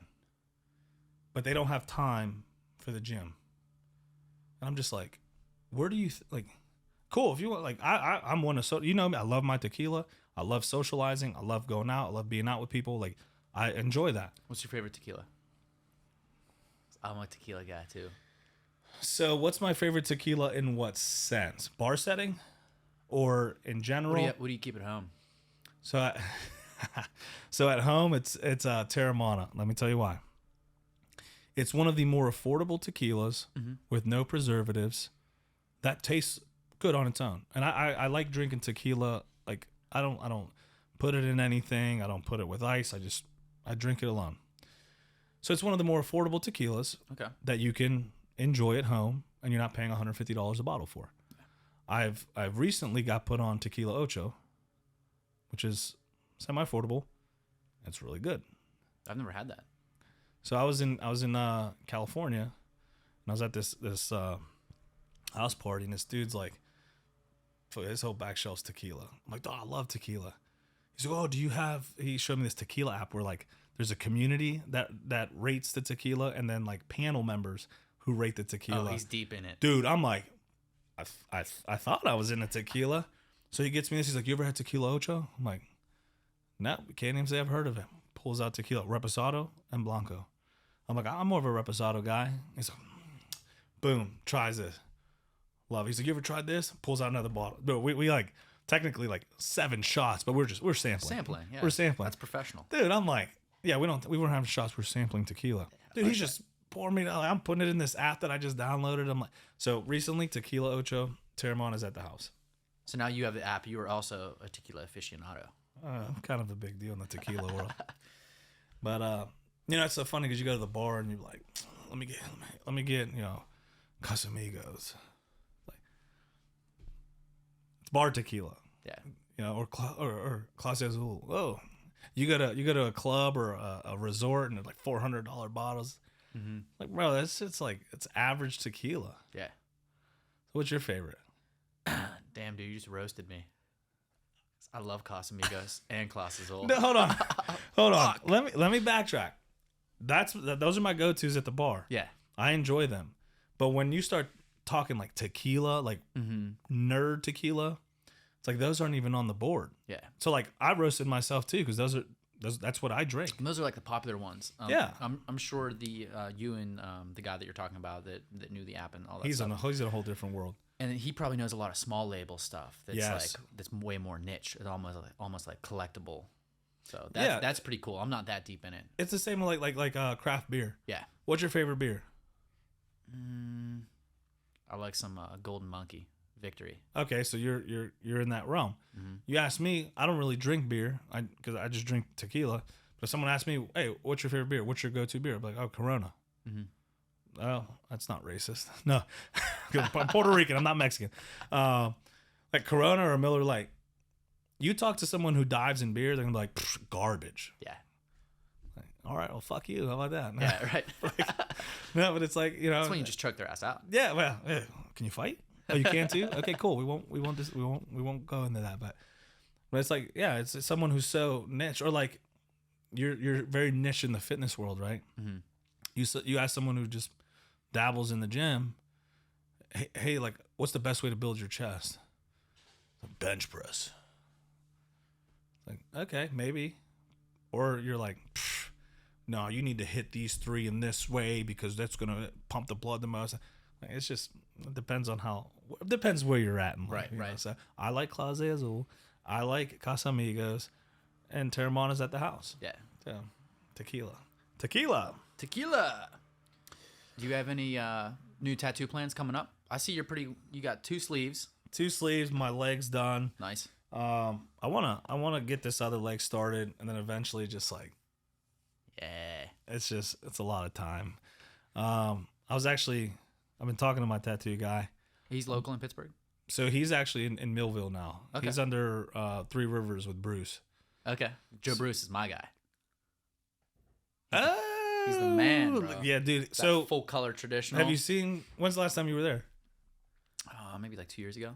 Okay, so he's recently been there, and he loves it. He's like, I guess they worked together back in the day and stuff like that. So it's cool that like he had his own tattoo shop, and like his big thing is like surrounding himself with other artists, and like so he literally shut down his shop to get back to the root of like tattooing, which is it's so dope to me. Like the type of the mentality you have to go, this is mine.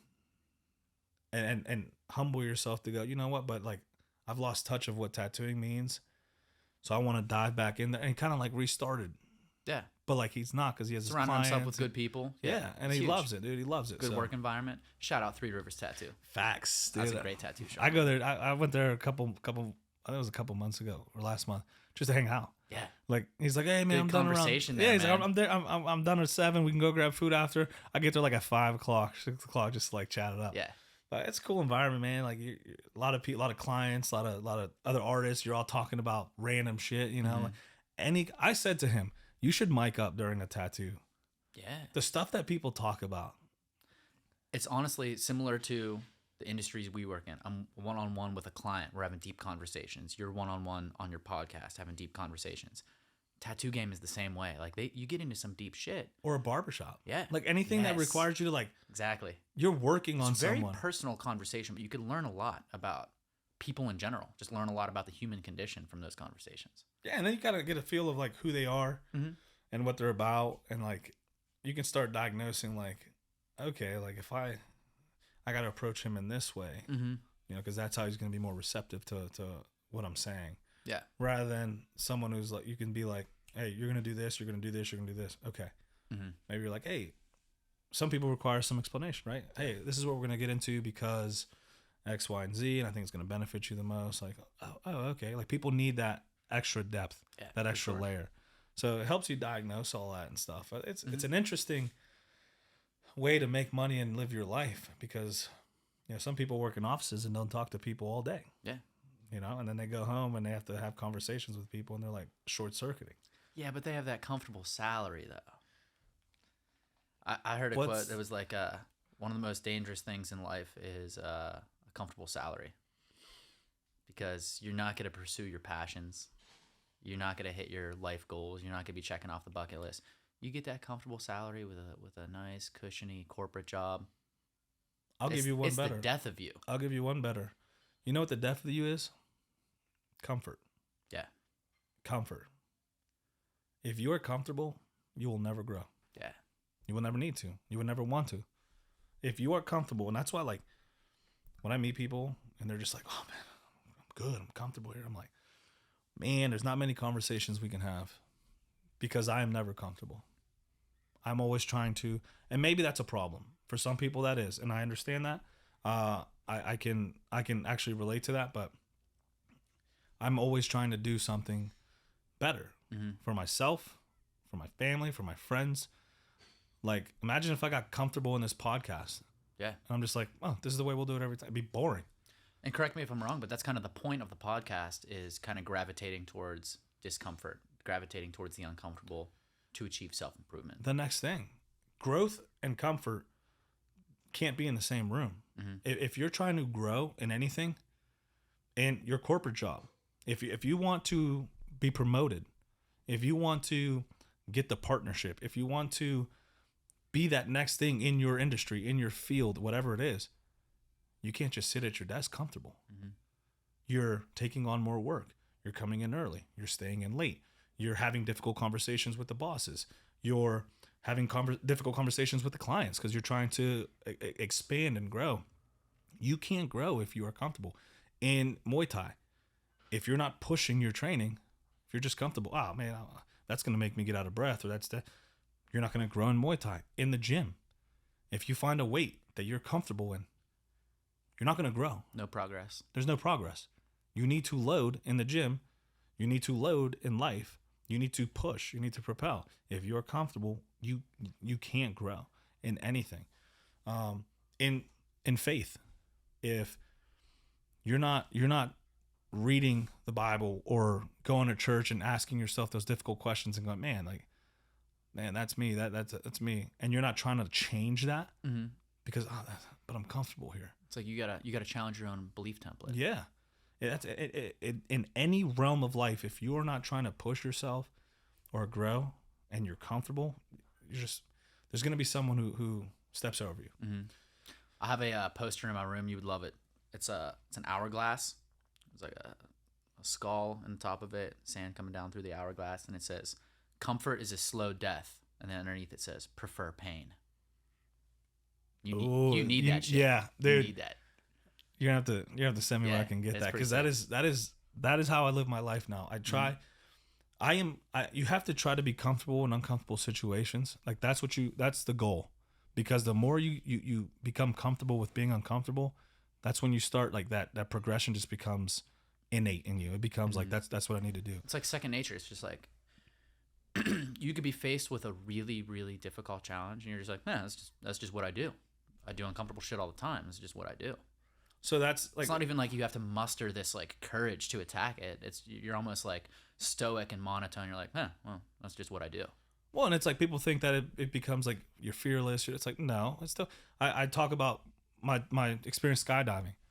I was fucking scared. I was scared, but I've put myself in a place where I'm like, this is what I need to do right now. I need to take that step off this plane and jump. I'm scared. I'm like, fuck this. This is scary, but the decision of not jumping is never in my head. Yeah. I'm like, man, this is scary. But it is what it is. It is what it is. It's another quote of mine. I like that. If you approach that in anything in life, man, for example, work, we get a hot call. I'm in my mind going, okay, well, this is how I have to approach it. I can easily, and this is the thing people don't realize, like, I can easily just not show up. But I get fired. But as a cop, you kind of have to be comfortable with being uncomfortable. You're going into unknown territory. You're dealing with people on their worst day. You're you're putting yourself in these positions. You're going into the fire. Yeah. You're not gravitating away from the issue. Like, You're going to confront it. So it blows my mind when I find cops who don't train, who don't, like, they treat it as a 9 to 5. Like, that's a liability. Like, if shit hits the fan, are you going to show up? Because you don't show up in anything else in life. Like, are you going to show up? Yeah. Dude, and I'm the biggest critic on cops. Yeah. People look at me and they think that, oh, I'm a cop. No, I'm the biggest critic. If you don't train, you hear about it. Because it's like, it's not about being cool or whatever. It's like, bro, people are depending on you. Your family's depending on you. Your partners are depending on you. The people calling depend on you. And you treat this as a 9 to 5? Yeah. Fitness is critical for any first responder. Anything. It translates in everything. You know, if you are fit and you are healthy, you're going to take that and approach life in a different way. In any, let's say, like an office job. If you train defensive tactics, anyway, Muay Thai, boxing, jiu-jitsu, any facet of training, you become comfortable with who you are. You know, you deal with something in the office, you're not cowering down. You're confident. You know what you're capable of. You know the time and dedication you put into these other things. So you approach this problem, this issue in a different way, rather than someone. Look at it, cops. You get a cop who trains. They come into a bar fight, something simple. You're gonna get the cop who shows up heightened, screaming, "Break it up, freeze!" Da, da, da. Probably has his gun drawn at a bar fight or his taser drawn immediately, like he's manic. You can tell that dude doesn't train. And you know what? The scary thing is, and I hope this hits people the right way. The dude turns around and punches the cop, knocks and gets on him. That cop can shoot him. And we call it lawful but awful. It's justified. He's overpowered. His gun is drawn. It's a deadly situation. I could never sleep with myself. You just shot an unarmed dude. Why? Because you don't train and because he could have easily taken your gun and taken your life. Yeah. You kind of presented that issue, though. Now you have a cop who trains. He shows up. It's two dudes fighting. Hey, bro, hey, break it up. Break it up. You let them get tired. Once they're tired, boom. You control one as your partner controls the other because you train. You know how to control someone. You get on top. Hey, bro, chill. Guy realizes, oh, shit, this is a cop on top of me. Okay, my bad, bro. Are you good? Are you done? Okay. Stand them up. Separate them. Talk. Have the conversation. If you decide to charge. If you don't. It's a bar fight. Why would you? All right, you both are good. You both got your licks in. You're both out. You're both done. Separate your ways. No one dies. Same people. We need more cops like you. Same. They're all. That was a good breakdown of de-escalation. It's if you train, you're more apt to de-escalate. De-escalation isn't, hey, stop, don't do this. Bro, people aren't listening to words. They're heightened states. They're angry. They're upset. They're sad. They're dealing with emotions. You come in as a cop giving orders. Half the time they're not even listening to you. They're in this state of, like, this is the worst time in their life right now. They're dealing with the cops. No one's like, oh, the cops are here. Awesome. Like when someone calls the cops no matter how serious to not serious, in that moment, that's the biggest problem they have. They have to call the cops. So you show up and now you start giving orders.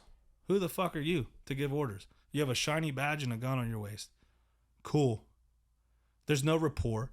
There's no, why should I listen to you? You know, you come in with that confidence that, hey, look, I don't want to be here. You don't want me to be here. The sooner we can figure this out, the sooner I'm done. Like you start, because you're confident. You have that backing of, you do so much in the gym and training and combatives that you come out here and it's kind of like people who train and then how they approach the real world. Why are you going to fight? Why am I going to draw my gun on you? I only draw my gun when I'm scared. Well, the more I train, the less scared I am in most situations. The less likely I'm to resort to that level of use of force. Yeah.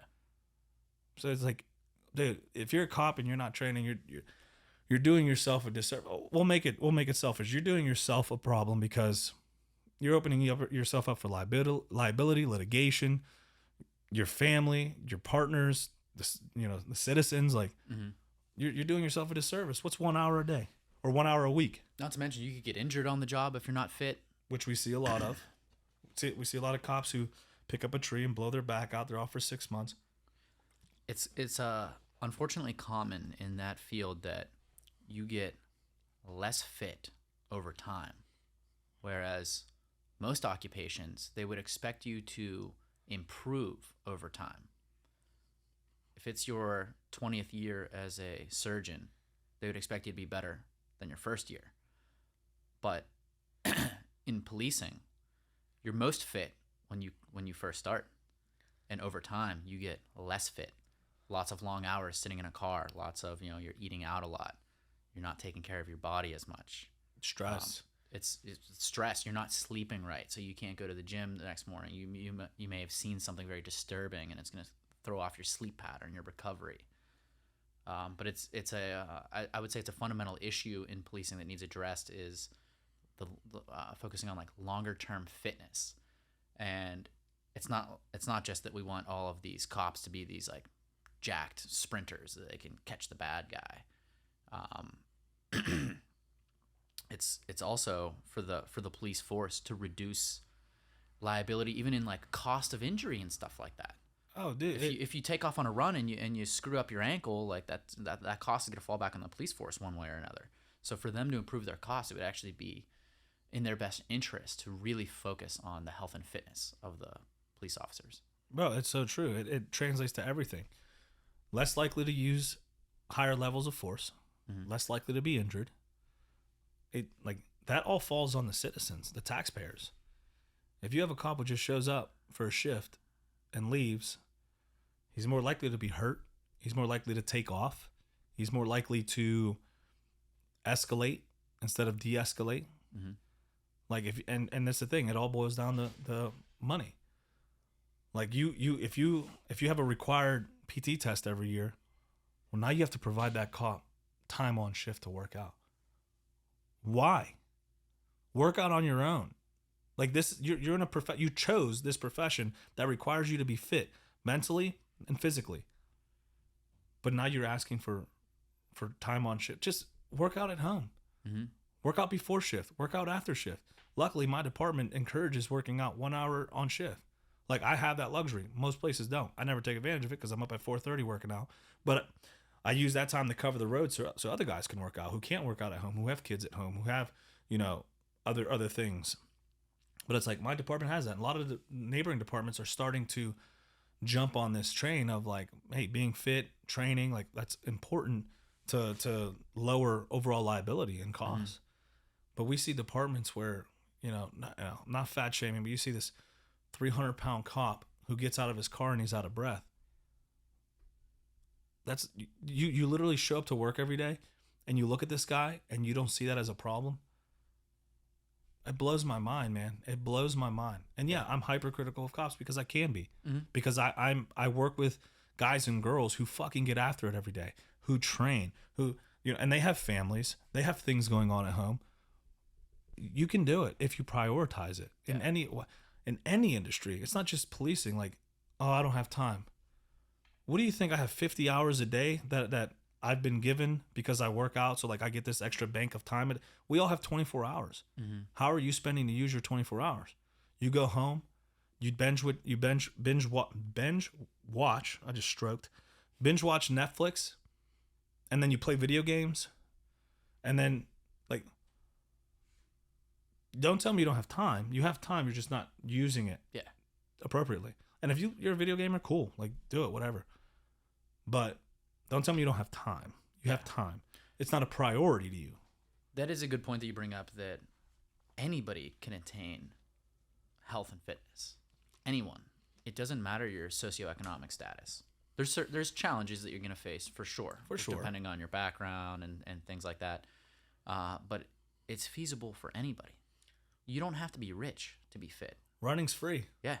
Push-ups are free. Mm-hmm. Sit-ups are free. Burpees cost you. But like, it's all free. Yeah. Like we see, it's funny. I see these videos of like African tribes and these dudes are ripped. What fitness facility do they have access to? Yeah. They got to go run 20 miles to get water for their family and then run back with it. They're carrying this shit. Like, it's free. Yeah. But I mean, it requires them to work for it. Mm-hmm. Our society has made it so easy for us not to have to work. Yeah. You're hungry? DoorDash. Mm-hmm. It'll show up to your door. You don't even have to get up off your couch to cook a meal. They're just gonna drop it off at your door. Home cooked meal. You need to go across town.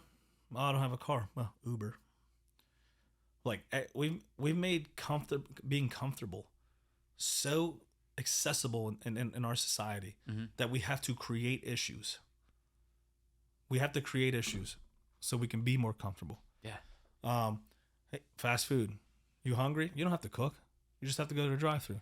People have got so lazy they don't even want to. Fast food is too much of a That's time. what I'm saying. Like, So what we created an issue of. I might have to wait in line for a couple minutes. I'd rather them just drop it off at my doorstep. We created the issue of, well, now I have to go and wait.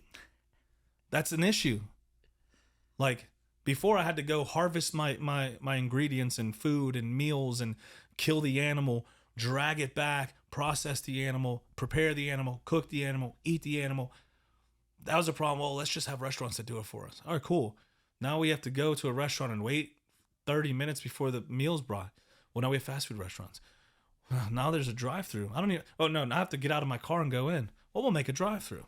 Well, now I have to wait in the drive-through. Well, now we'll bring it to your house. I'm pretty soon there's gonna be a service that will have a key to your door. They'll come in, they'll prepare the meal, and then they'll say, "Open up," and they'll feed you. People will just be laying in bed, laptop next to them, working from home, just having some getting fed Uber driver feed them fast food. I'm telling you, they're not even moving. We create issues because of our comfortability. Like, it's our society's gotten crazy, man. We're walking to the store down the street is a problem. That's an issue. We need to fix that. Do you like to take walks? I enjoy walks. I don't take many. Yeah. But I enjoy them when I do. That is something I've worked into, I guess I'll say like a daily routine. I go on walks all the time. I walk 3 to 5 miles every day. And that's not even part of like an exercise regimen. I don't have the time. Dude, we just talked about that. Okay. But that's exactly my point. It's like, what's your priority? Like if you want to do it, you'll do it. And I enjoy taking a walk. I find it very mentally relaxing. When I'm going for a walk, I'm thinking about, all right, what projects am I working on? What things do I need to do? Maybe do like a self-assessment. Check in with yourself. How am I doing?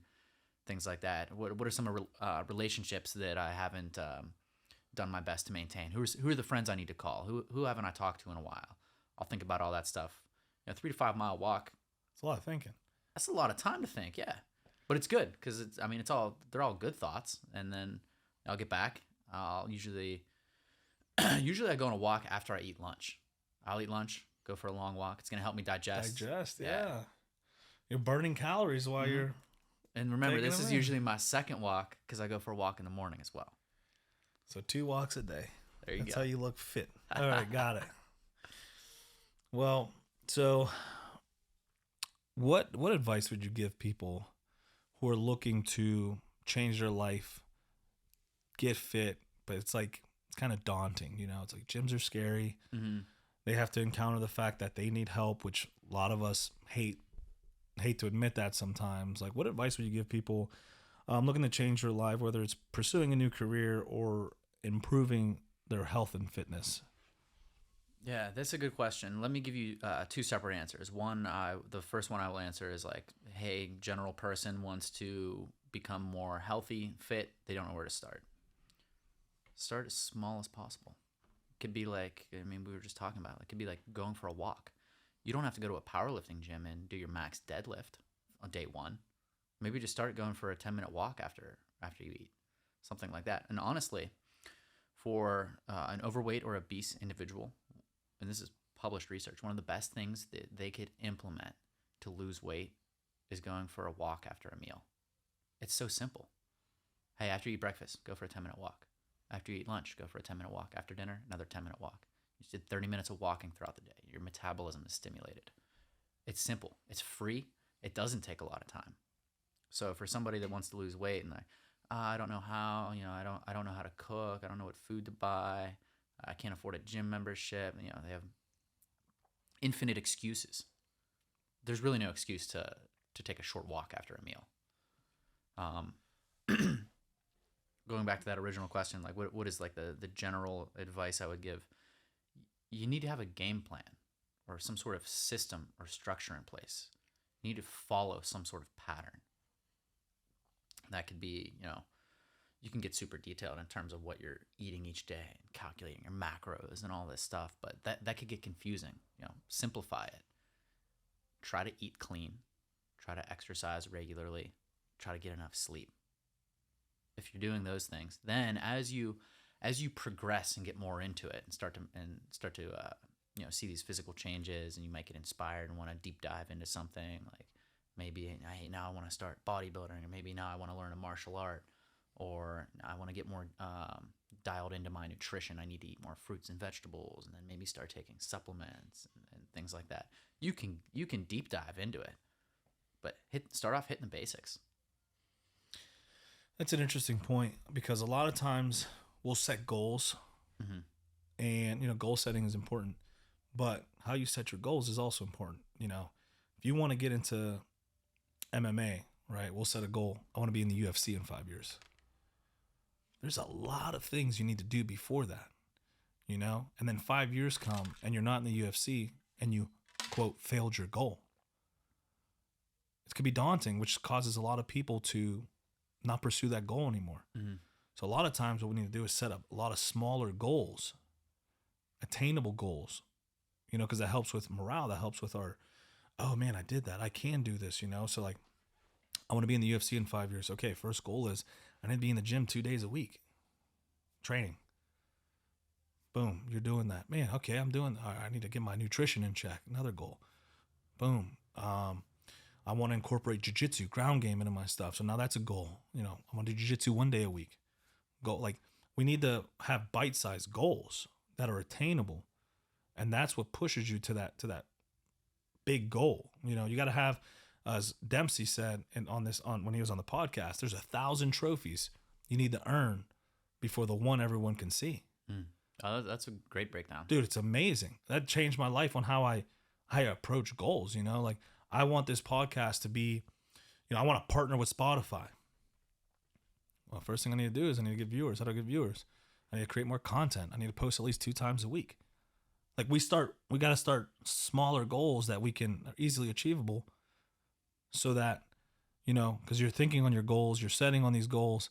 Next thing you know, you look back and you're like, holy crap, look how much I've accomplished. Because you're setting these little goals that you're achieving that lead to a bigger goal. When you were 10 in the fitness world, starting your fitness journey, did you go, I want to own a gym and have 100 clients a month? Probably not. You're probably like, that'll never happen. I can't own a business.